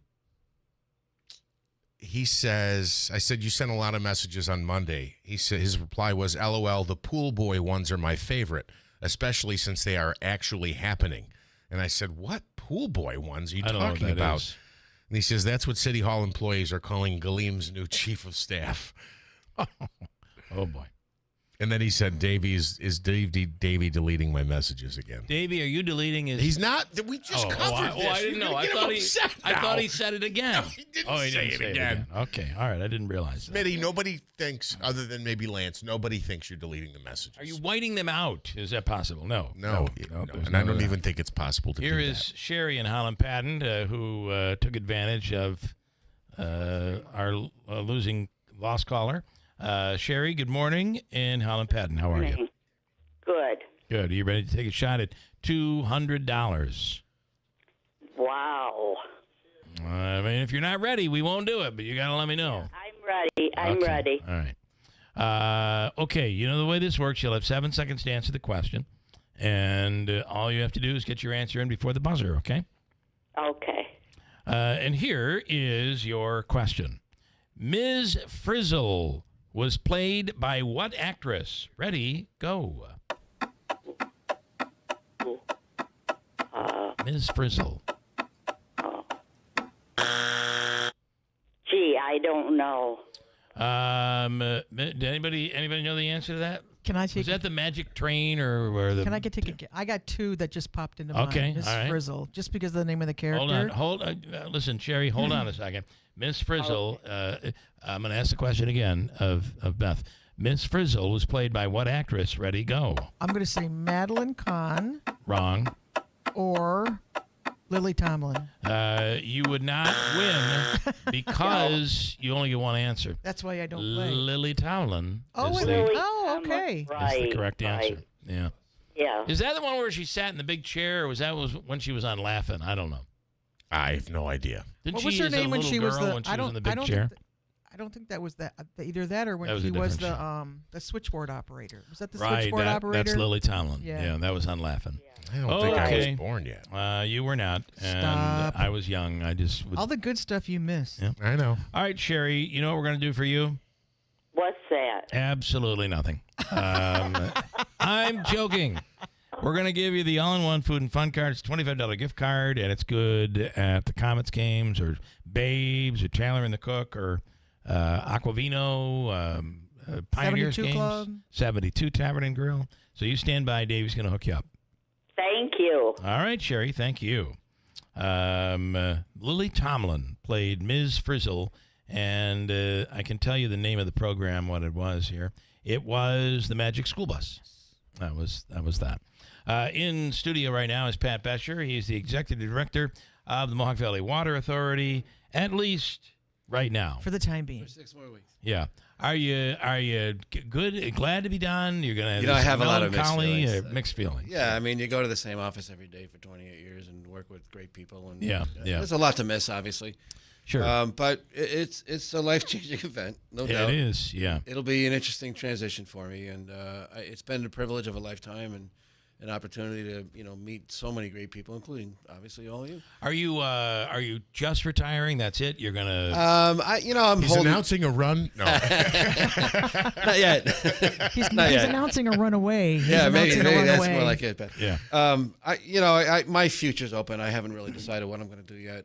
We just moved into a different house, and I got some catching up and remodeling and stuff like that. Just exhale for a while. Yeah, that's it. But don't exhale. You don't exhale too much. You must breathe, yes, but you must do stuff. Otherwise, I feel like that after like a week and a half's vacation. I'm like, I can't do this anymore. Yeah. I'm just resting and sitting around is tiring. Yeah, it's tiring. It is. So you got to be doing something. something. I'll be keeping busy, and I think I'd like to still be able to participate in some fashion and public discourse and give back to the community. Oh, you're on a lot of lists for potential board members now. Well, not in this area, now that I live in Syracuse. I was going to say, you're a Syracuse guy, right? Yeah, we moved back So to Syracuse. Yeah. When you say you miss it, are you going to miss the commute? That's an extra 2 hours Well, a day. I've been doing that for a year now, and it's an hour and 10 minutes each way, and it's a bit tiring. So, that can be tiring, yeah. And I'll save a lot of gas money. You're on a lot of boards, though, as you So I'm still on the Edge board. My last Edge meeting will be coming up in December. Okay, so you're getting done there as well. Yeah, I had 14 years with the Syracuse. Mohawk Valley Edge? Right. No, the Utica Chamber of Commerce, Greater Utica Chamber of Commerce, and I was involved in the Genesis group for about 16 years, and all of those things were great. I mean, I met so many fantastic people and established so many friendships. That I'm definitely going to miss. And, I'll try to get out of here when I can. So, all right. Obviously, the difficulty of being the head of an agency like this is anytime something goes in a direction that people don't like, you're the one. Your ears are ringing a lot. So that's just something that you have to deal with. I used to tell people I was a professional piñata. Yeah. I'm the one that would get poked with sticks when things go wrong. But that's part of the job. And believe me, water can tear apart a piñata. Have you ever seen the power of water? It can really do it. Somebody is asking, if you're not done yet, I'm going to still grill you with questions if you don't mind. Sure. Somebody asking, do you, and this is actually a very interesting and very topical question, do you, at the Mohawk Valley Water Authority, filter for microplastics, and do you measure the amount of microplastics that are in our water? There's a massive list of contaminants we're required to sample for, and we do all of that according to federal regulations. Those have never been detected. What people should understand is that the watershed area in Hinckley Reservoir, being in the Adirondack Park, is a very environmentally sensitive area that's actually patrolled and policed by the state of New York and the DEC. And so we don't have commercial manufacturing up there. There's no wastewater plants. That really benefits us. We're really blessed with a great water supply. So we do test for it. We do, and it doesn't show and up. a whole host of other things. PFAS is a chemical that people have heard about lately in the national news. None of that. We test for it, but it's always been non-detected in our water, and it's because it's such a pristine source up there, and there's no activity. There's not a lot of fertilizers and chemicals being discharged into the water. Okay. That's big. Yeah. Mayor, although it is interesting, we've had a couple of years where with these fires from Canada, I mean, it's got to be making its way into the water. But at some point, if you're coming down through the Adirondacks, there's a natural filtration system, I would assume, that naturally filters the water. And we use carbon filtration in our water treatment plant. And so any of the organic materials from plant life, whether it's ash, whether it's decayed leaves and vegetation, most of that gets removed, and then the rest is treated down source. Now, I remember back in the early 80s when I was had half a head on for 5 minutes to be maybe possibly go into research. Mm-hmm. The acid rain was huge in the Adirondacks. Is that still a concern, or is it something that we've gotten a handle on? I think a lot of that originated in the Midwest from the factories, and I think due to EPA regulations, they've reduced a lot of the emissions, sulfuric acid and other things that were coming out of smokestacks that were then carrying in the trade winds and causing. So that's less of an issue. To my knowledge, I think the forests are doing a lot better than they were 20 years ago. Mayor Mark Butler of Newport says, now that you're gone, who will protect the West Canada Creek? I think he's saying that facetiously, but hi, Mark. Always good to hear from you. He's been a bit of a thorn. I think we've had a love-hate relationship for a long time, but I like Mark on a personal note. And his reason, is a good reason. Sure. I think his heart has always been in the right place. So my successor is going to be a gentleman that's been with us for 27 years. His name is Phil Tancora. I call him an expert. I think he's a little more modest, but he has a very strong background in water chemistry and water quality. Yeah. He's been running our water quality department as a director of that department for the last 10 years. And he's a strong manager and with a good vision. And, I think he'll do just a fine job, and he'll guide the ship for the next 10 or 15 years. We'll certainly have him in. I do want to ask, though, is with all of the things we're doing with artificial intelligence, we had someone on yesterday discussing that, the amount of electricity, the amount of water that needs to be used, nuclear, artificial intelligence, the upcoming Micron, Wolf Speed, all of this stuff that is happening. And now you're adding, of course, we're adding Chobani to Griffiths. As you're on your way out, do you have any concerns about a supply of our supply of water? No, the site at Marcy, the Nano Center site, was picked because we could supply 9 to 10 million gallons a day up there. Wolf Speed is still using less than 1 million gallons a day. And the site was set up so that there could be up to 3 plants. And so excess capacity exists, the infrastructure is in place, and as long as Hinckley is managed well, and I think the Canal Corporation's been doing a pretty good job over the last few years, I think that we have a great resource that can be used to attract jobs and business here. And I'm confident that it can be utilized to our advantage. All right. Okay. Did you? I'm sorry, no. Oh, you were agreeing. I was all agreeing, yes. I got that. And then I would, somebody had said about the Great Lakes, so this is more of a general water question, that when it comes to Micron, that's where their water supply will be coming from. And if we ever get to a point where we're struggling with the Great Lakes, the planet is in trouble. Can you talk about that? Yeah, well, there's actually there is a document known as the Great Lakes Compact, and it's a bunch of U.S. states and Canadian provinces, and they're carefully monitoring what's withdrawn from the Great Lakes. You need permission from that entire group in order to increase your take from there. The Onondaga County Water Authority, our kind of sibling agency out in that area, they're bigger than us. But they're going to be spending close to $500 million to improve their infrastructure to be able to provide that water. Yeah. Their director is a personal friend of mine, and he and I were just talking about it about a month ago. They're trying to get that cost down, and so far they've gotten about $115 million from the state. And I suspect the state will be pitching in more to make this thing happen. But, Lake Ontario is up and down, and it's they have to watch it very carefully. But it's so big. It's so big that there's enough water to do this project. Yeah. But they really need to be judicious about how they, spice it up. And just because it's there doesn't mean we should be wasteful. Exactly. With it. If you could, nice and tight on that mic. I apologize. Oh yeah. I'm sorry. Remember, you're never going to have to hear that again. Pat, a couple questions for Pat. What's the greatest accomplishment that you had accomplishment? Well, as a leader here. I think that we have a great team at the Water Authority. We've done a lot of good over the years, but probably the thing that sticks out most in my mind is when we ended up having to battle for our water rights against New York State and State Supreme Court. It was a 9-year battle, and it originated due to a whole host of reasons, but one of them was an expansion project that we were going to go westward over to Verona and provide water out there. Some people didn't like that, and the next thing you know, we were in court. Yeah. Initially, the state wanted to charge us for the water that's been free for 100 years, and some of the pricing schemes they presented to us would have tripled our water rates. Wow. And that's when our board thankfully stepped up and said, we've had enough. Yeah. We're going to court. Yeah. And it was a public relations battle as well. But we emerged from that court case with all of our rights intact and even some additional protections that we didn't have prior to that. So I think the money was well spent, even though it was quite costly to have a law firm do that for 9 years.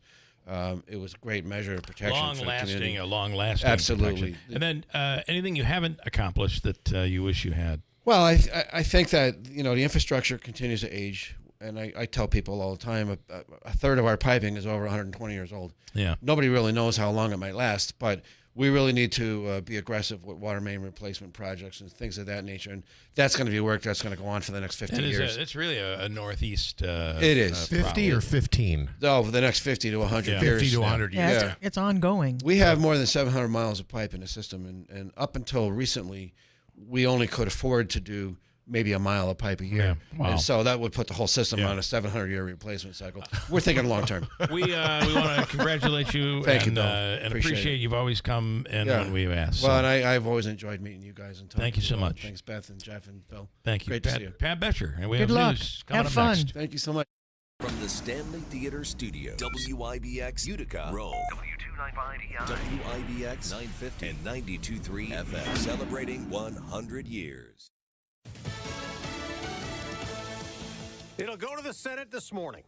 I'm Dave Anthony, Fox News, but the Epstein Files resolution's already been approved unanimously there in advance after passing the House with only one no vote. President Trump says he'll sign it, even though he calls it a Democrat hoax. Senate Minority Leader Chuck Schumer's wary, calling the Justice Department corrupt. You never know with him.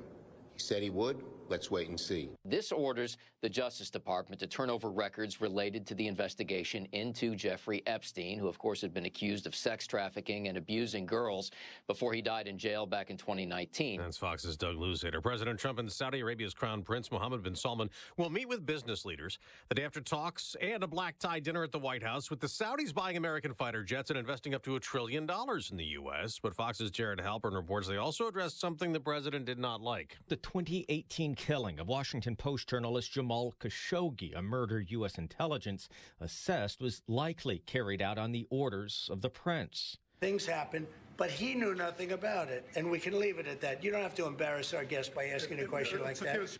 Bin Salman denies knowledge of the killing. It's painful and it's a huge mistake, and we are doing our best that this doesn't happen again. As the U.S. military continues to patrol off the South American coast in an operation against illegal drug trafficking, a group of Democrats in Congress put out a video urging service members to consider not taking part. You all swore an oath to protect and defend this Constitution. Right now, the threats to our Constitution aren't just coming from abroad, but from right here at home. Our laws are clear.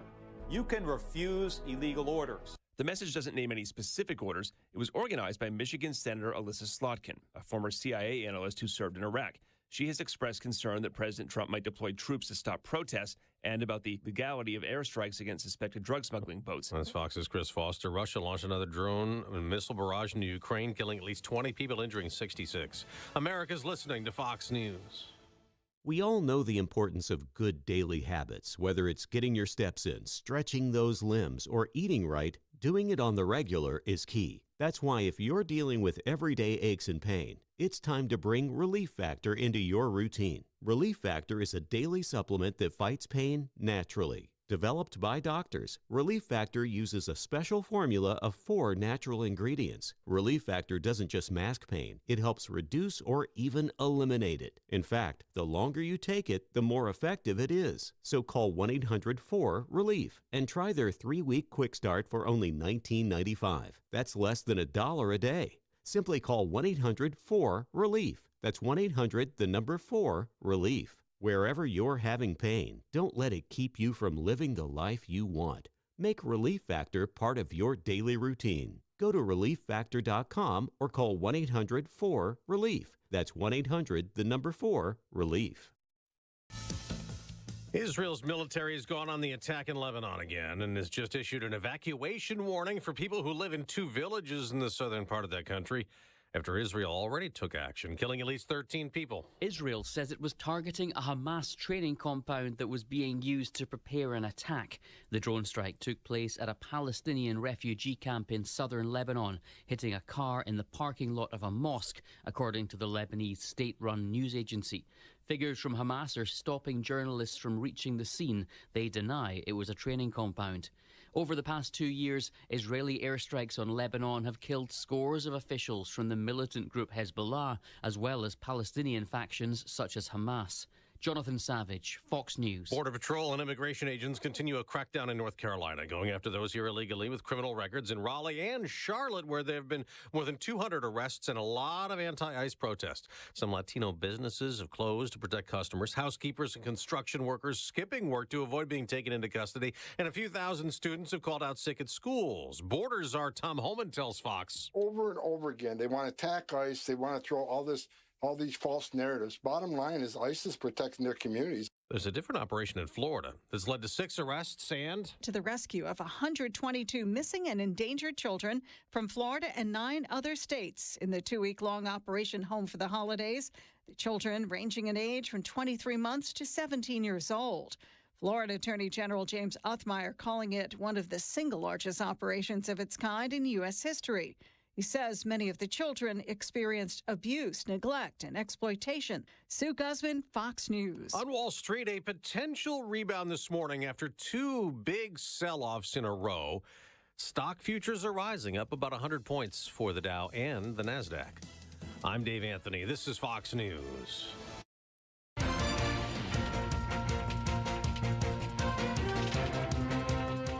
We have clear skies. A few clouds out there. It's clouding up a little bit. 27 degrees. Good morning. I'm Jeff Manaski. WIBX 950 AM 92.3 FM news time is 8:05. This news update is brought to you by Clinton Tractor, the leader in service. Visit clintontractor.net. A Utica woman facing more than a half dozen criminal possession of a weapon charges following a search warrant executed on Lynch Ave in the city. The Utica Police Department's GIVE unit was assisted by investigators in Special Operations, Crime Prevention, and Metro SWAT in a search warrant at 113 Lynch Avenue.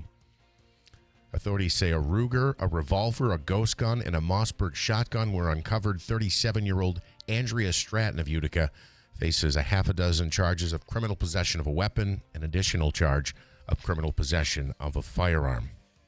Chobani is moving forward with plans to expand their proposed facility in the city of Rome. The Rome Planning Board met last night to approve Chobani's plans to expand and reshape their original design. The new plan consists of a 2.1 million square foot campus that will extend onto the Mohawk Glen Golf Course. There will be 8 buildings, including a gateway building that will act as a welcome center for members of the community. The Oneida County Board of Legislators had already signed its approval on the project. An 18-year-old man from New York City was shot in the neck on the campus of SUNY Morrisville 2 weeks ago. New York State Police say the victim was initially reported as a 20-year-old. They say he was 18 and was not a student at the college. He's now been released from the hospital. Police continue to review surveillance video. Thus far, no one has been charged. Price Chopper, Market 32, doing its best to keep costs for Thanksgiving down for shoppers. The supermarket chain is offering a complete holiday meal for 10 people at a cost of just $40. Now, this is only for Advantage Rewards cardholders. The bundle is available at all store locations in Central New York. Customers can also purchase items individually. Fully cooked Thanksgiving meals are also being available for pre-order on the holiday dinners page through tomorrow. I have 2 comments before weather. The Chobani issue went through the way it's supposed to go through in Rome. People are very excited, I believe, and this is a great opportunity. There's no old lady who has a house on Griffiths who refuses to leave. There's no battle going on, and Micron has kind of had that fight. It's not been easy going through. They have a 91-year-old woman. They have her, but beyond that, they have some difficulties they've had with Clay and Onondaga County. We're not getting that, which is a positive. And then the issue of the Morrisville shooting. Boy, that information. There's no information. Like, is the person believed to be the shooter? Is that person a Morrisville student? I mean, there's so many unanswered questions here. And if they were not students, what were they doing on campus? How did they get a gun into the dormitory if that's where it happened? A lot of questions. But I do think we're running into the same problem where no one wants to talk. How do they not? It says they're still reviewing surveillance Even video. the victim. I don't think the victim's talking. So how do you, I mean, this is the problem Utica has, right? Nobody wants to talk. Nobody will reveal. Nobody wants to be the narc who turned somebody in. And can I just say, with the Chobani project, there was, I don't think it was a house, although there could have been, actually I think it was a house, but there was a house on the proposed campus, and it was turned into the clubhouse for the Mohawk Glen Golf Course. And I used to deliver there. Okay. And you should have seen the look on my face when I had seen the building on like a Wednesday and rolled up the next Monday and went, it's gone. Wait a minute. I mean, they did it very quickly and clean. There was no hole in the ground. They filled it quick and everything. And I was like, wait a minute. Where did the clubhouse go? Listen, we are yearning for yogurt here, and it's happening very, very quickly. So one more quickly. Congresswoman Elise Stefanik has some work to do if she wants to be elected as New York governor. I predicted this from the beginning.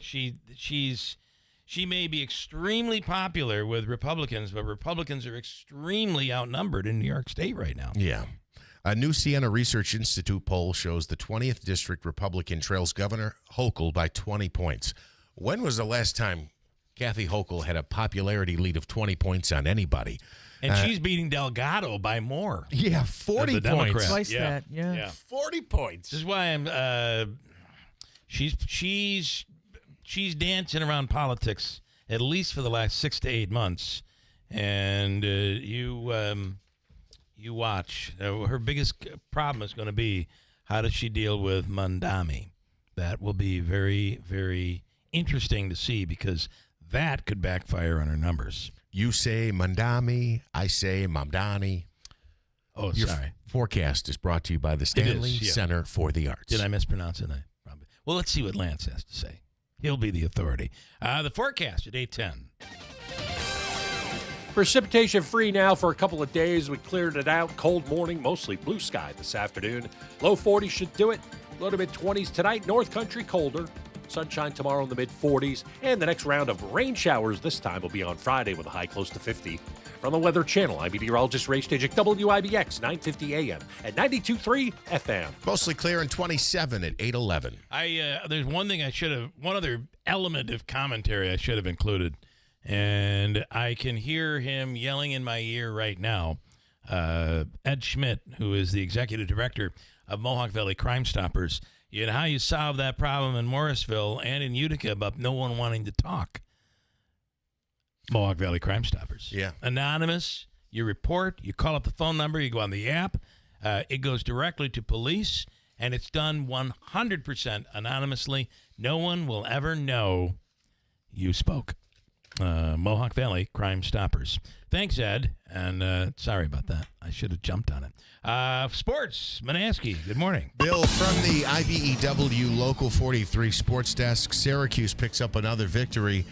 They held off Monmouth a final of 78-73 last night. A big matchup coming up, I believe, on Monday. That's their next game as they play number 2 Houston in a tournament. Yeah, it's the Players Tournament in Vegas, and then if they're going to have a game Tuesday, they play Kansas. Davey, if they could walk out of this 4-0, this team's for real.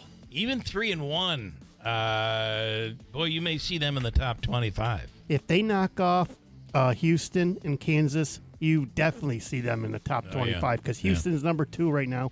Kansas is about mediocre right now. I like this team. I like this team a lot. I sure do. Mm-hmm. Speaking of Houston, the Buffalo Bills will be in Houston coming up tomorrow night as they take on the Texans. Thursday Night Football kicks off Week 12. Good news for the Bills, or maybe not. I don't know. Quarterback C.J. Stroud has not been cleared from concussion protocol. He's been ruled out for the game tomorrow night against Buffalo. That's going to be really in the reserve playing. Somebody yelled at me because I mispronounced his name, Larry in Whitesboro. So it's I can't. Well, think no of matter his what name. his name is, he's at least going to have some help from the Buffalo defense. I do have to say that quarterback though. I want to say Davis Webb, but I think that's a golfer. Smitty, what is Texans quarterback? The backup. Davis Mills. Jeff. Davis Mills. Oh, I was right on Davis. You said David Mills. No, but I said Davis Webb. Okay. Who's a golfer. So he led the Texans trailed Jacksonville by 19 points in the fourth quarter 2 weeks ago, and he led them to that comeback victory. So he's not – I wouldn't say he's trash. I think the Bills 2 weeks ago learned their lesson that you don't take anybody lightly. Oh, we're just playing Miami. Let's look to next week. You just don't do that. Well, I can understand not taking him seriously. I mean, let's get it. be honest, their head coach wears capris. The Steelers are getting some good news at quarterback. Aaron Rodgers will not Even miss. my wife the other day, during that game the other day, said, "That's the coach?" I'm like, "Yeah." She's like, "He doesn't look like a coach to me." I'm like, yeah, he looks like somebody might be a professor at the school, but not a coach. You have like the old Bill Parcells I said he looks like a types. student. He doesn't look like a professor. The Bill Parcells, Bill Belichick types, hoodie. Yes. Beard. I know the Giants got rid of Daboll, but, just that big, gruff-looking beard. And then you have the Dolphins. Aaron Rodgers is expected to play despite the fact that he's got a fractured wrist on his non-throwing hand. More details surfacing on the home break-in of Shedeur Sanders while he was taking on the Ravens this past Sunday. 3 people broke inside of his home, spent about 10 minutes in there stealing items. Total damage reported at about $200,000. I hate to say it, but if the security, having somebody at the house, all of these things are really important right now when someone knows you're not home. And Giants rookie linebacker Abdul Carter is not doing himself any favors. He continues to apologize and plead his innocence after reports surfaced that he was benched for the opening series against the Packers because he fell asleep during a walkthrough. He denies that. He says he was getting treatment. Now, he's acknowledged the mistake and also said he spoke with interim coach Mike Kafka later in the day. So maybe he's apologizing because he was getting treatment instead of being at a walkthrough, but he keeps saying he didn't do it. So why are you apologizing then? I don't understand. Can I also say that Abdul Carter and Smitty probably saw this on Monday night, I think. Abdul Carter and Cam Scatterbo. Yeah, they did a WWE thing. Yeah, but they're taking a lot of heat. Yeah, what's he? He's not able to play. Why is he out doing something like that? Because the wrestlers got in their face and he retaliated and put him in a chokehold, and all the Giants players were backing up Cam Scatterbo. Yeah, but is it real? It's probably was scripted but sure. The New York media is blown out of proportion, like on Sports Talk, and saying that Joe Shane should be fired. Players should be well, I don't think they should be. If he's not able to play, your loyalty is to the Giants, period. Right? But they're just saying he could have done more extension damage to the surgery. You absolutely could be hurt doing that WWE crap. Yep. As fake as it is, those guys are extremely talented in what they do. I can't believe I'm saying this, but you got to know what you're doing, or you could get hurt. Stupid. Bill Morehouse says, you guys do realize that Houston is one of the best defenses in the NFL, so I hardly think the Bills will overlook them. And he says Davis Mills is a dog. Now, do you mean that could mean you could go either way with that? Is it DAWG or a DOG? He says DOG, but he sent it with Siri, so it's possible that he meant it was a DAWG. Listen, I'm here to tell you, I expect a tight game. It's not going to be an easy game. Yeah. Quick break, and coming up, Ryan Nobles from NBC. There's a lot to talk about. The Epstein stuff, where is it all going? There are some who believe the president just toying with everybody. And when it comes out, it's going to backfire on Democrats. Others think differently, and let the conspiracy theories begin, because that's exactly what is happening. Ryan Nobles is coming up in a bed at WIBX. Utica and the Mohawk Valley, the Black Friday deals are on at Mattress Express. Get in and save, folks. Save up to $1,350 on New York State's largest selection of mattresses and flex head beds. Names like Tempur-Pedic, Stearns & Foster, Sealy, Purple, Puffy, the Smart Bed by Instant Comfort, Posh and Lavish, Therapeutic, Simmons Beauty Rest Black, Serta Eye Comfort, and Avocado.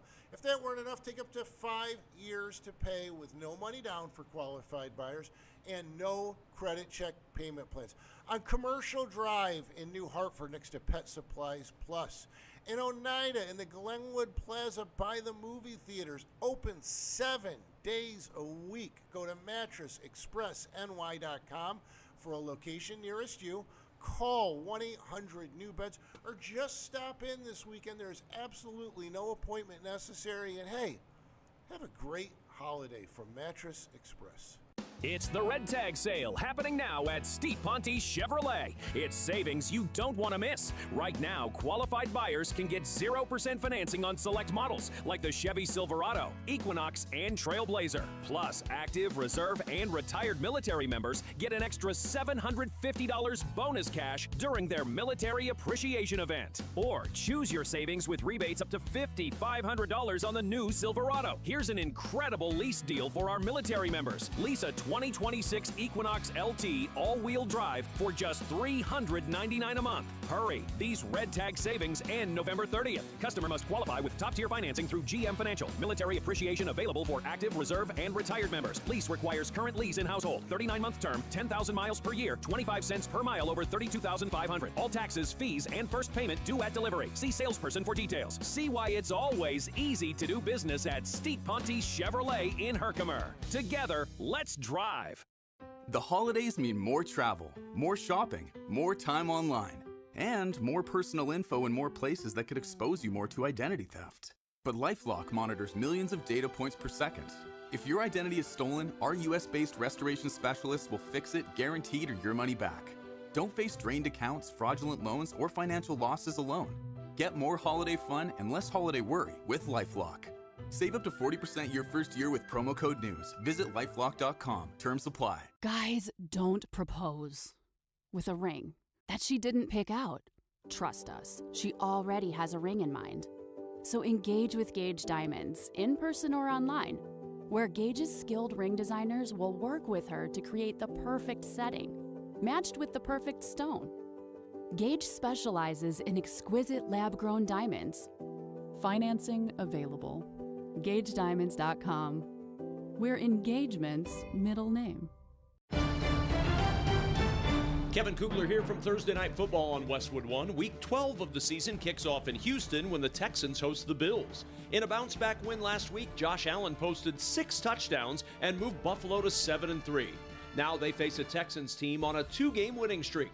Marcel Reese joins me for the call of the Bills at the Texans on Thursday Night Football. The NFL plays here all season long on WIBX 950 and 92.3 FM. Hey, the Falcon Clinic in Washington Mills is the area's premier osteopathic medical clinic, and they're accepting new patients sometime by the end of the year, is what we are told. They're adding a new provider, and it is the area's premier osteopathic medical clinic.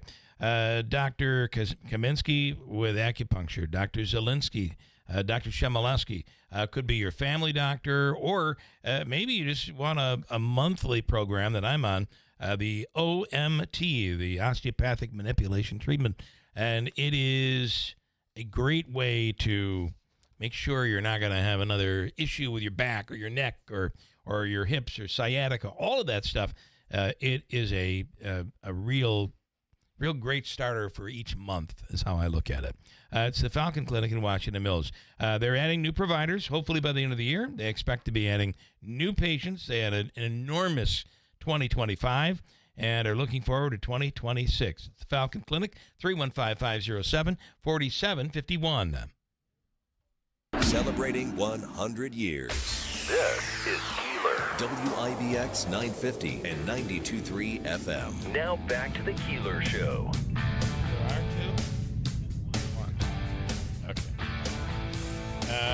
In studio, Beth Irons is with us here on Wednesdays.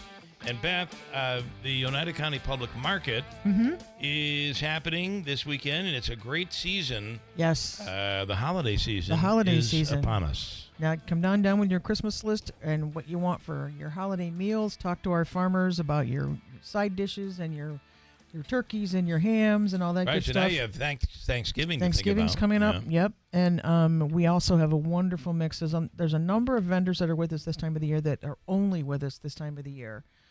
So if you're looking for that person who's really, really hard to buy for, or you want to make a really heartfelt, I bought something for a family that I'm shipping out west for Christmas, that the story behind the product is what sold me on the product.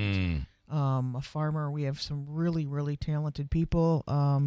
Was one of the farmers that lost a number of buildings on their farm. Luckily didn't lose any livestock last winter when we had so much snow. And the one thing I really admire about these people is their willingness and their ability to just bounce back. So they took this one big barn that fell, and he has been building stuff with the salvaging the wood.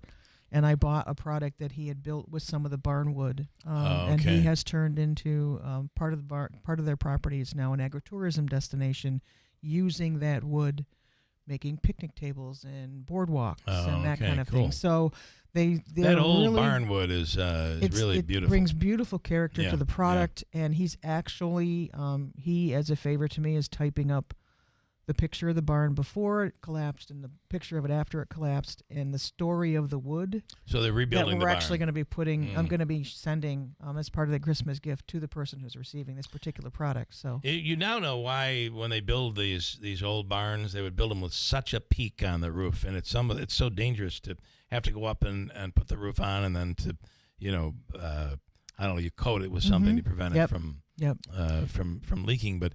That peak is what causes the snow to fall off. Otherwise, what happened last year happens. Well, we got so much in such a short period of time. 18, 20 feet of snow. I mean, that's what last year was. Yeah, it was terrible.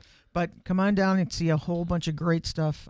Make your holiday special with the Oneida County Public Market, Saturday mornings, 9 to 1, main lobby of Union Station between now and December 20th. All right. Where was that barn located? Barneville. Oh, okay.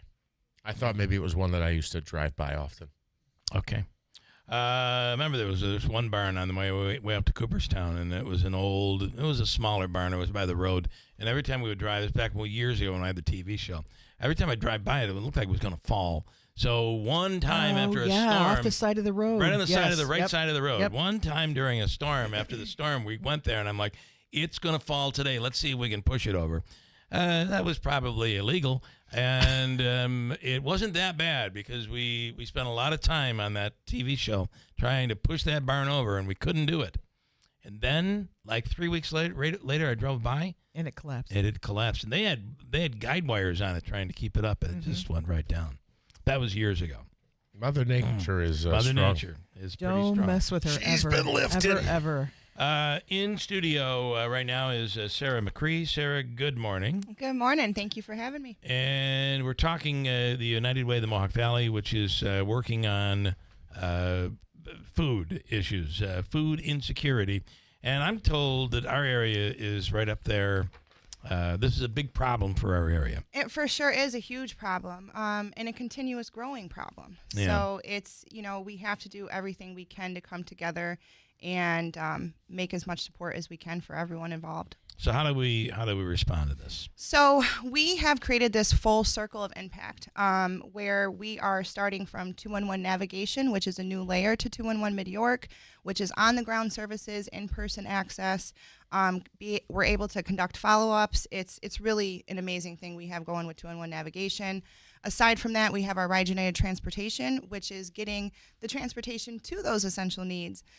So you have the 211, which is giving you the referrals, the Ride United giving you the transportation to access to those referrals, and now we have a layer of emergency food. So we have created this emergency food response fund, which we have started with $10,000. We're looking to grow that, but we also have applications open for Oneida and Herkimer County. So basically it's like this line of credit through the Food Bank of Central New York. So if you are a food pantry or if you're a meal program that serves the food, looking for extra assistance, you can apply for this fund, and it basically gives you the access to go and buy in bulk and So stock up. you're going to the providers, not necessarily the individual households. Yes. We want to make sure all the agencies are good to go to serve the community members. Okay. Because this is not a SNAP issue, which we've been going through because of the shutdown. And now some people will no longer qualify for SNAP funds based on the new rules. This is just a problem where people don't. If you're in West Utica, there's no grocery store around there. But there are a lot of bodegas and those little convenience stores where you can buy a lot of junk. And that's what these kids oftentimes are eating. Yes. A lot of junk. Well, there is a West Utica grocery store, the Bargain Grocer. Correct, but you have to cross over. I mean, if you're on past the psych arterial. center over in there, it's a distance. Again, some of these people don't have cars, so you're walking, and then you're walking those groceries back. It's Well, not on top of necessarily that, the rising cost of groceries to even begin with is hard Yeah. for all of us to Yeah. afford. So that alone And is, the Bargain Grocer is awesome. Yes. But this is an agency that might be using this service, right? yes, Bargain it's Grocer. a possibility. Yes, Yeah. they would be eligible for that. So we just have multiple layers that we're really trying to get out through the community to just, make the impact as big as we can through both counties. Okay. And how can people help? Yeah, So that was- you can help by either donating into the fund or you can, if you need to, apply for it. So those are two ways, but we also have a lot of volunteer opportunities coming up. So if you want to get more involved in the community in general, you can reach out to us for any volunteer opportunities too. Okay. It's Food Bank and United Way of the Mohawk Valley. Yes, indeed. Okay.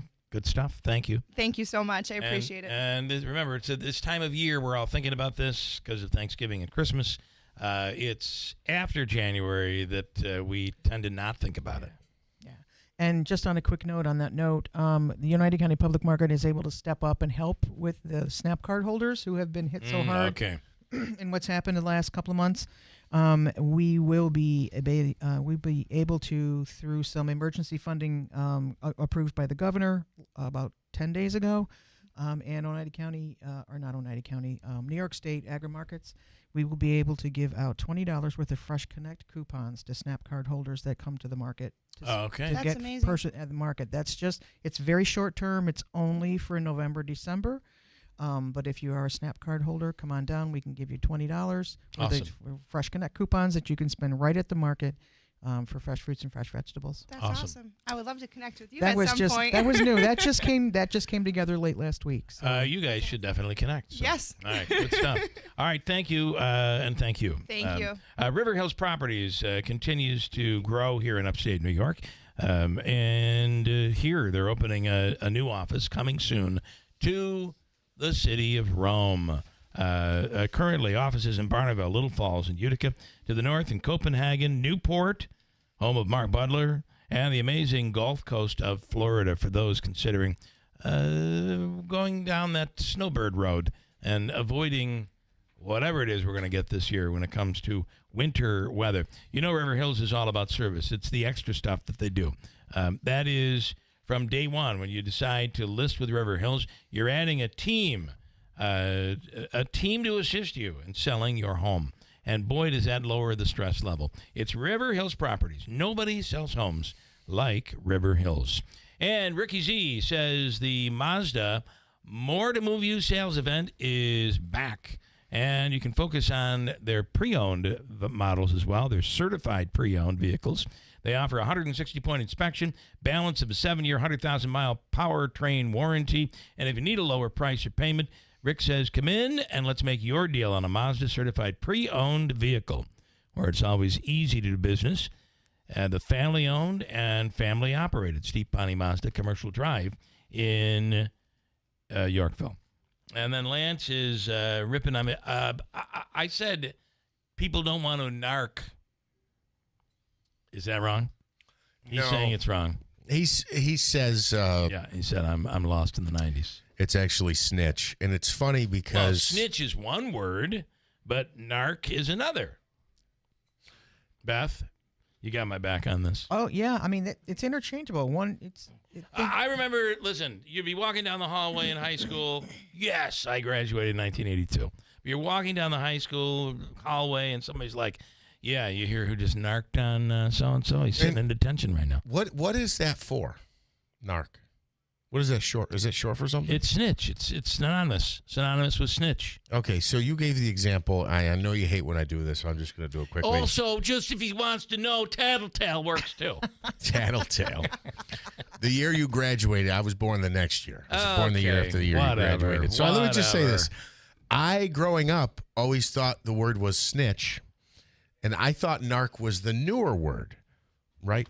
But it's the other way around. Narc is the older word. And I do think... And I always thought narc was short for narcotics officer. Right. No.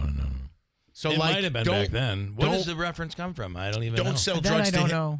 Don't sell drugs to him. He's a narc, like a narcotics officer, not that he's going to tell on you. I thought we actually had a kid, Tony Narconi, and he was the biggest tattletale. I thought it was named after him. I graduated with him. Oh, that's Tony funny. the Narc, we called him. I think it is. I don't want to say it's a generational thing, but I think it is one thing that just has just kind of morphed into something else. It's the same thing, though. Here's Lance's comment. Snitch, Bill, not narc. It's 2025, not 1985, William. That's what he said. So he's being a smart aleck. Fair enough. Says the guy who comments anonymously, which is fine that he comments anonymously. We're narrowing He's it down. undercover. We're narrowing it down. We've got him. We've narrowed it down to about 1,000 people now as to who he really is. We're not even close. In studio right now is local author Connie Watkins. Connie, good morning. Good morning, Bill. Nice to see you Good again. to see you. So I'm hearing that you're going to be. You've written a children's book. Yes, I've written 6 of them. 6, but you've written a new one. Well, this is my newest one. Okay. What's it say? Eddie? Eddie. Yeah. Oh, that's the name of it, Eddie. Eddie. A duck named Eddie. Yeah, and all my books have a little twist to them. So they ask me what the twist is when I come on TV or whatever, and I go, well, you got to buy the book. You got to buy the book to find out. Well, spoiler alert, Eddie's a narc. That's what it is. That's right. Yeah. That's right. If anybody gives up this information, they would be a narc. Yeah. Okay, tell us what the book is about, Eddie. Okay. It's about 2 sisters in Gillespie, Illinois. Somebody told me this story, and I just liked it so much. But it took a while before I wrote a book about it. Yeah. So, so they go to the state fair in Illinois every year. Mm-hmm. So they're always looking to win a prize. So they won a different prize this year. Okay. And so you want to know what the prize What was? it- what was It was the a little prize? duck. It was a duck. A little And duck. Yeah. the guy at the stand said, the girls said, well, they won. And they said, oh, we'd like this duck. And the ducks had come running by Yeah. before they had a chance to choose a gift. So that's what happened. Sure. And so they caught the duck. And the guy said, oh, no, this is not a prize. But, oh, they wanted it so bad. He said, okay, you can have that. So they brought it home and hoped the parents would accept it. And it would wander off. But they'd go looking for it. And one day it was having coffee and toast with the neighbor. Huh. And the duck loved the toast, but Yeah, not the yeah. coffee. Yeah, right. And then another day it was missing, and they found it under the porch. And that's when we found out Eddie was not a male. He was an Eddie was an female. Edwina. An Edwina. Oh. Yes. Edwina. That's right. Edwina. Okay. So Eddie was laying, or Edwina was laying some eggs. Eggs, right. So they said, oh, Dad will love this because he loves omelets. Yeah. Oh, So right. it's cute. Right. Oh, that's cute. cool. Anyways. So we were not. There was no male around to fertilize the eggs. That's No, right. we don't so know what happened where. Yeah, yeah. You know, it's a kid's book. We don't want to get into that. Yeah. But, But you could just picture it. These that's few really ducks nice. came running along, and the girls, they got so excited they wanted one of those. So the big surprise was Eddie was not Eddie. a male. That's Eddie, awesome. we got to change Eddie's name. Yeah. And Yeah. what should we call it? Edwina? Or, Mhm. And they said, well, they liked what the neighbor called him. She always said Daisy. Daisy, not So- Eddie at all. Daisy. Yeah, and that so- would be a nice female name. Yeah. Where can people buy the book? And it's called Eddie. A Duck Named Eddie, A yes. Duck Named Eddie. My publisher, Author House, and also I sell them. And Barnes & Noble will get it for you. Okay, cool. And so things have changed since I first started writing. Yeah. So now it's gotten very expensive to self-publish. But my books are in other countries, United Kingdom, and Australia, and then wherever it is with the language, they change. They change the language. Right. That's nice. awesome. Yeah. I found that to be very Yeah, interesting. yeah. And I didn't do this to be a millionaire. Yeah, right. You're touching Just- children in this case. Yeah. We can't say that these days, No, can we? Now with the Epstein files coming out. No, you're reaching You're children, reaching and educating and informing educating and them. entertaining. Right. Yes. And it's so nice when I go out and sometimes I'll see one of the kids. Well, they come up to me. They go, oh, I remember you. You Yeah. read this book or that. And you'll be reading in classrooms, including my wife's. Yes, I'm and excited. You'll read the book Wife to the has students. been very nice. Yeah. And she's I've never written there. Terrible person. Once you, I mean, obviously you haven't gotten to know her, so I have. You, I you thought have. she- Okay. Very well, professional. you know, every once in a while you run into somebody who likes her. It's My gosh. You are gonna get a I'm beating sure when she's you a get good home. egg about all this. She's already at work. I She was going to can't hear say it this. must be too late for her to hear this. No, dear. she is. So I look forward it's to that. always I've on never been YouTube. to that It is school. always on It YouTube. lives on that is YouTube. You've Yes, not it been does. to her school yet? I've never been to her school. right. I've been to all of the schools just about. And I haven't been up to Miles yet. Okay, Miles is a very nice school as and well. Of course, yeah. I have two sons in Florida, so I've been out to some of the You schools have there. That's cool. All And right. one son used to live in Oklahoma, and I read out there. And You better be careful in Florida. They might ban you down there. I haven't gone down. Yeah, it could be crazy. You might get stuck down there, which would be nice. You but could, yeah. The weather's I'd certainly. like to come back because I have different things. I've got something for you. Oh, you do? Okay. All right. And while she grabs that, I guess let me just once again, it's called Eddie the Duck, and this is available a lot of different places. Oh, and you have an Eddie the Duck glass coffee mug. Coffee mug. But, That is really Well, nice. The pink paper. But that's awesome. nice. I like that. I do like it's it. just for decoration. Well, the pink paper fits, right? It fits. So, well, thank you very much. This is your sixth book, you said. Yes. Yes. And are they all animal themed? They're all geared towards my grandchildren and their pets. Oh, gotcha. Oh, okay. Well, that's great. Yeah, That's great. Fun. It's you really. you can even say about this is based on a true story. They're all. Yeah. They're all true stories. I never knew what I was going to write about until my grandkids, spending time with them. Nice. All right. So Well, thank good you for you. So, thank you for all having right, well, me. happy holidays. Happy You too, Thanksgiving. Bill. And thank you so much for coming in. Okay, thank All you. right. Bye, Enjoy. everybody. I'm just kidding about my wife. She'll take good care of you. So, all right. Thank you so much. Don't tell her what I said. You know, the whole. All right. The Thank whole you very much. I duck appreciate it. Good seeing angle and being Yeah. originally called Eddie. If you're looking for a different name, it reminds me if you just drop one of the D's, it becomes Edie. And then it's Edie, that Edie is Falco, Yeah. Sopranos, Edie, and Tony yeah. Soprano's infatuation with the ducks in his pool. I forgot all about that. Yeah. That's where my brain went. That is that was a very interesting. That was showing his human side, right? Yes. That you normally wouldn't expect to see out of a mob boss. Yes, and the whole He loved the tie-in ducks. with his family, that it was a And family he would of always ducks. pass out. Something about the ducks would bring him back to his childhood. Yeah. Tony also struggled walking in that bathrobe to get the mail, if you remember. Yes. A lot of pain with his Yes. walking. And, I'm pretty sure in one of the episodes he goes to the Good Feet store. Not necessarily ours, the one here in New Hartford, but he did go to the Good Feet store. And they are arch support specialists. So if you're having some difficulty and you're feeling pain in the back or the shoulders or the legs, the feet, it very well could all be coming, believe it or not, from the way you're walking. And it's a 3-step system, includes strengtheners, maintainers, and relaxers. 3 categories of arch supports that can change your life. It's the Good Feet store, 4630 Commercial Drive in New Hartford, on the line right now. And there is so much to get to. The one and only Ryan Nobles. Ryan, good morning. Ryan, Hi, Bill. Good morning. How are you? I got to say, did we used to get together and watch Sopranos at our house when you lived here? I thought that we may have had Yes. Sopranos nights. Yes, because you and Allie were rich radio stars, and Carrie and I were very poor. We had young HBO, is what. reporters. Yeah. We could not afford HBO, so we would go. I started watching Sopranos. This is actually a true story. At the TV station at WKTV, we had like the gold, cable package at the time that had every single channel known to man. And Right. I worked Saturdays and Sunday nights. I was the weekend sports anchor.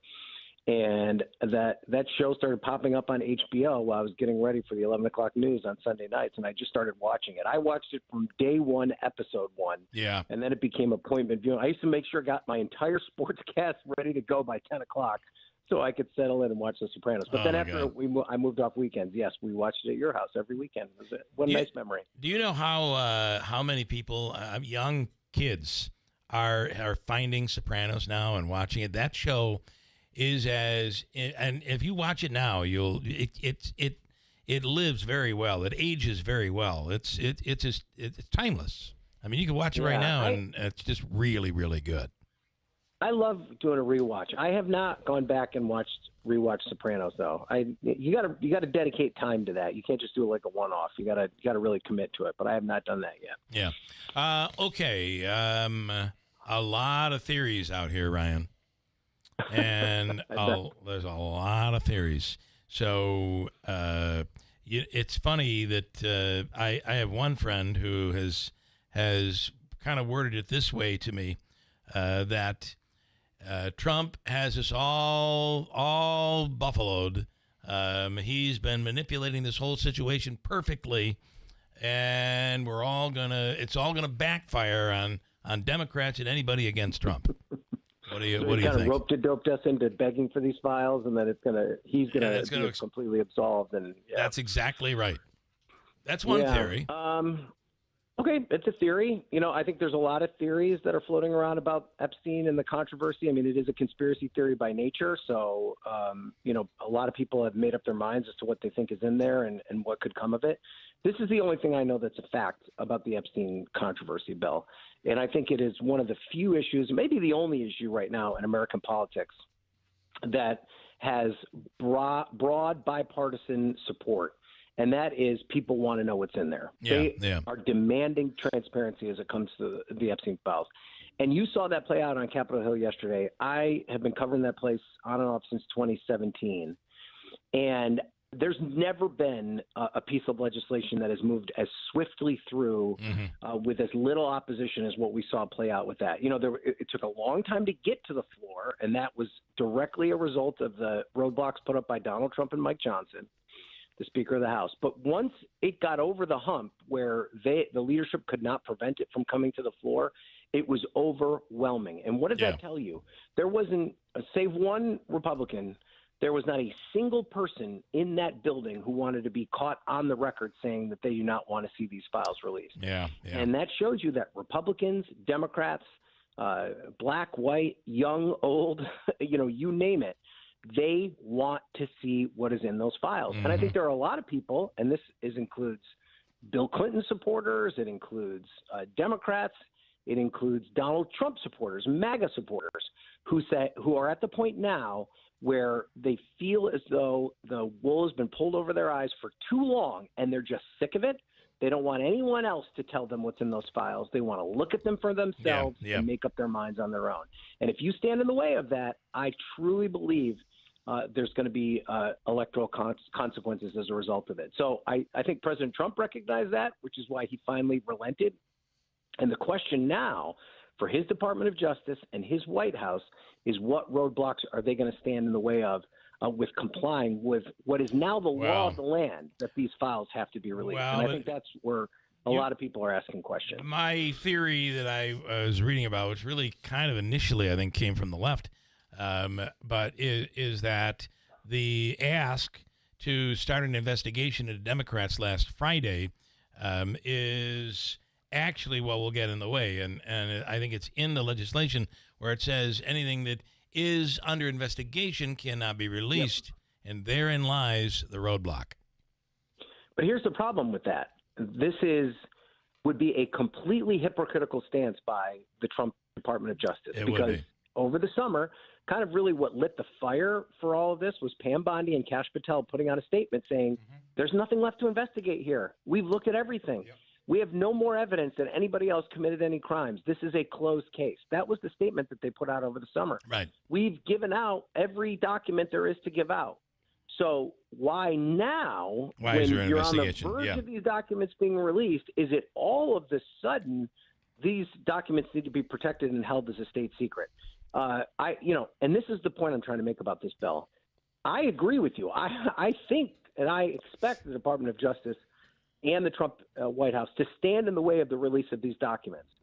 And I think they're going to use every excuse possible to do so. And they're going to interpret every single line of that resolution that came out of the Congress in a way that allows them the ability to redact and prevent information from getting out. My argument here is that will backfire with the American people. They are sick and tired of this.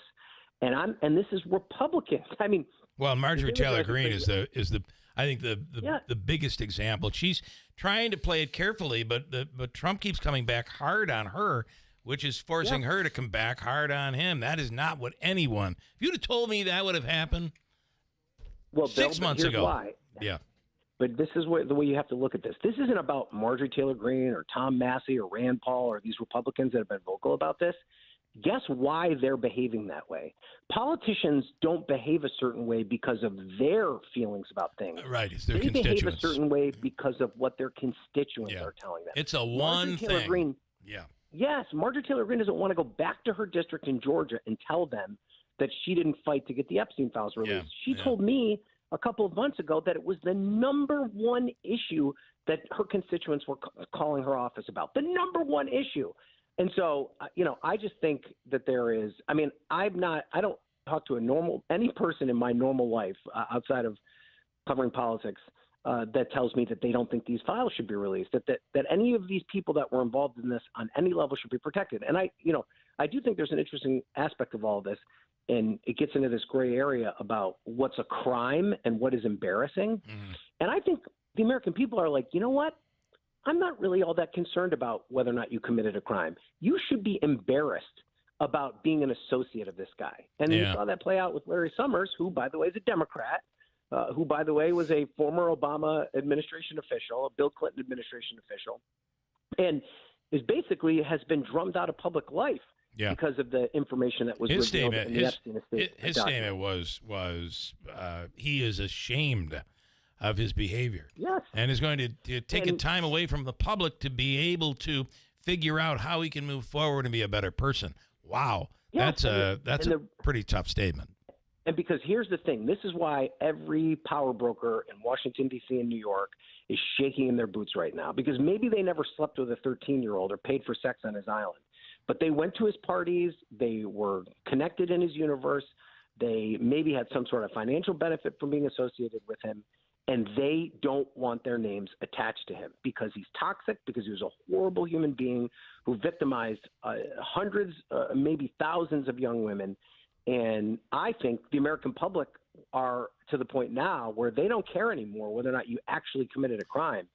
They want people to be penalized for their association with Jeffrey Epstein. And the more, and this is, what do they always say about the Nixon and Watergate? It wasn't the crime, it was the cover-up. Yep. What people are getting really mad about is the fact that there are still all these roadblocks put in the way to prevent this information from getting out. And the more those roadblocks are put up, the more people are going to get suspicious, and the more it's going to backfire on politicians that want to stand in the way of it. I agree. Ryan, I think that's a good point. Something here doesn't add up to me, though. I understand what you're saying about the crime versus the cover-up, but let's go to the crime. You said hundreds, possibly thousands of women, underage young women, victimized here. The only person ever convicted was Ghislaine Maxwell. If the FBI... Epstein was too. Was he convicted? Or he was still waiting trial? He ultimately convicted himself. Yeah, I don't know if he was legally convicted. But he was first, and then Maxwell came in. Okay, so my point being, if the FBI's case this case has been fully investigated and it's closed, how can they say that if nobody else has been charged? Yeah, well, because so here's where I think the rub is, and I think this is part of the problem with this issue, and part of the reason why the conspiracy aspect of it is going to be unfulfilling, because people have built up in their minds what they think exists in the Epstein files, and that may not be the reality. The issue here is that when this issue was initially investigated back in the early 2000s in the Southern District of Miami, they just did not do a thorough investigation. Epstein stood in the way of it. He had powerful friends in powerful places. They didn't do enough interviews. They didn't conduct enough surveillance. They didn't go through enough bank records.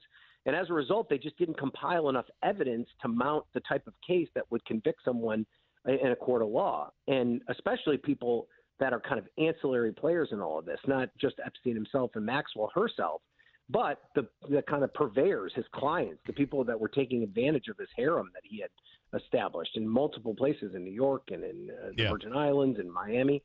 And so the problem was that now you get to the point 20 years later, 30 years later, and you're looking at this material and you're like, well, it is difficult for us to connect these dots because so much of the investigation was left on the table 30 years ago.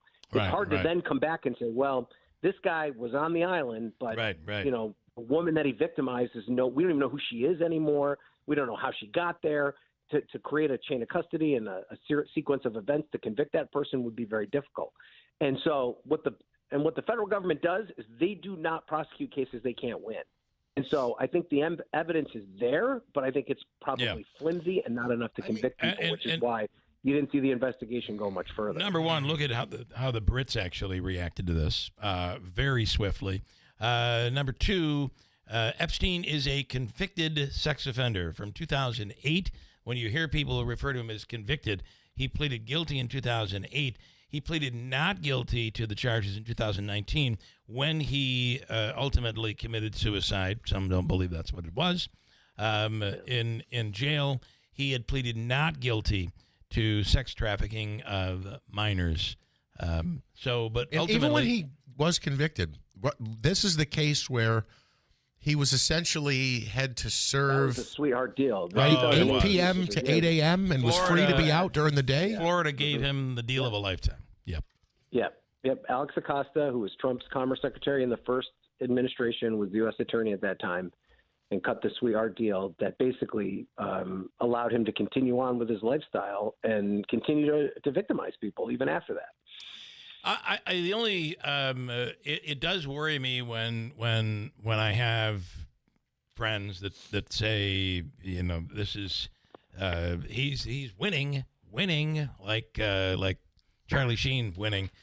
When you're looking at everything that's going on, all of these things that are beginning to surface, that all of a sudden you kind of are like, well, this Epstein thing is making me kind of rethink things just a little bit. And I'm not sure there's anybody that thinks Trump slept with an underage female. I'm sure there are people that feel that way. I certainly don't. But it's the fact that maybe she was 17 or 18, maybe just the association. And then, the fact that he continuously said, I kicked him out of my club. I had no association after that. And we're learning now there was a lot of association there. That's where the trouble is. It is not in a conviction. And when you say, I don't think people are looking for a crime, they're looking for something that is icky and disgusting. Well, and here's the other thing. And you're kind of alluding to the impact that this is having with Trump and his base overall. Yes. And I think that here's the issue, is that Trump made a long list of promises to his supporters in the 2024 campaign. And each one of those promises he made comes with receipts. So he told his supporters in the 2024 campaign, I'm going to lower prices. Okay, I go to the grocery store every day. Prices are not lower. In fact, they're higher. He said that he was going to stay out of foreign intervention, wasn't going to go do foreign wars. He's bombed Iran. He's heavily involved in the situation in Gaza. Hasn't gotten out of the situation with Ukraine and Russia. Okay? Or sitting off the coast of South America. Yes, exactly. I'm starting wars in South America. And then he said, I'm going to release the Epstein files. I'm going to do that. We're going to do the word that Republicans use over and over again is maximum transparency. Well, the American people know what that is. The American people, these aren't like esoteric kind of in the weeds, like, deep instructive policy that you need a master's degree in to understand. It's pretty straightforward. You said you were going to lower prices. Prices are higher. I guess you can blame Joe Biden for that, but how much longer can you blame Joe Biden for that? And then but the release of the Epstein files is a pretty straightforward thing. You said you were going to release the Epstein files. You haven't released them, and you keep coming up with excuses for why you can't. Now you're calling it a hoax. Right. This Epstein controversy, the reason it is what it is today is because of the conservative influence sphere. It is conservative podcasters, and many of them in the administration. Dan Bongino, Cass Patel. Yeah. These were the people saying that there was this huge conspiracy that needed to be uncovered. And now they're the ones in power, and they're telling their supporters there's nothing to see. Which is why you have Marjorie Taylor Greene where she is right now, which is shocking. Exactly. Yeah. And if you're if you just look at it with your own eyes, then you start to question everything else. Now you're questioning everything. Yeah. Well, you said you were going to do this for me. Now that I think about it, this really isn't happening for me. Yeah. And that's why I think his approval rating right now is lower than it was after January 6th. And I think that, as we head into these 2026 midterms, there was already a lesson learned at the election in November. If you're a rank and file Republican, you've got to start to wonder how advantageous it is for you in your political future to stay so closely aligned with him. Because this is one example of them, thumbing their nose at Trump and saying, I don't care what you want. This is what my constituents want. How many other examples of that could there be? You are less than 2 months from 2026. And that's when it's all going to begin to hit the fan. And it's going to be very interesting to see. This next few weeks is going to be very, very important and very interesting. Ryan, as always, go ahead. Well, the one thing I'll say is Trump has survived other things before. We should not be writing. That's exactly right. Quite yet. Don't write this guy off. Out of these things. So, yeah. From the Stanley Thank you, Ryan. Studio, WIBX Utica, Rome, WIBX 950 and 92.3 FM, celebrating 100 years. Trying to find a way to end a war that keeps killing civilians. I'm Dave Anthony, Fox News. Army Secretary Dan Driscoll is in Kyiv to meet with Ukrainian leaders and share military technology as that country's president visits Turkey looking for more support trying to stop Russia. which launched another deadly attack, killing at least 20 people, injuring 66. President Volodymyr Zelensky called it a brazen attack. In Ternopil, in western Ukraine, 9-story apartment blocks were hit. People could still be trapped in the rubble. 3 districts of the country's second largest city, Kharkiv, were also struck by a massive drone attack. In total, Russia fired more than 470 drones and 47 missiles overnight. Fox's Jonathan Savage. President Trump's approved a Saudi purchase of American fighter jets, designating Saudi Arabia as a major non-NATO ally. He said that while hosting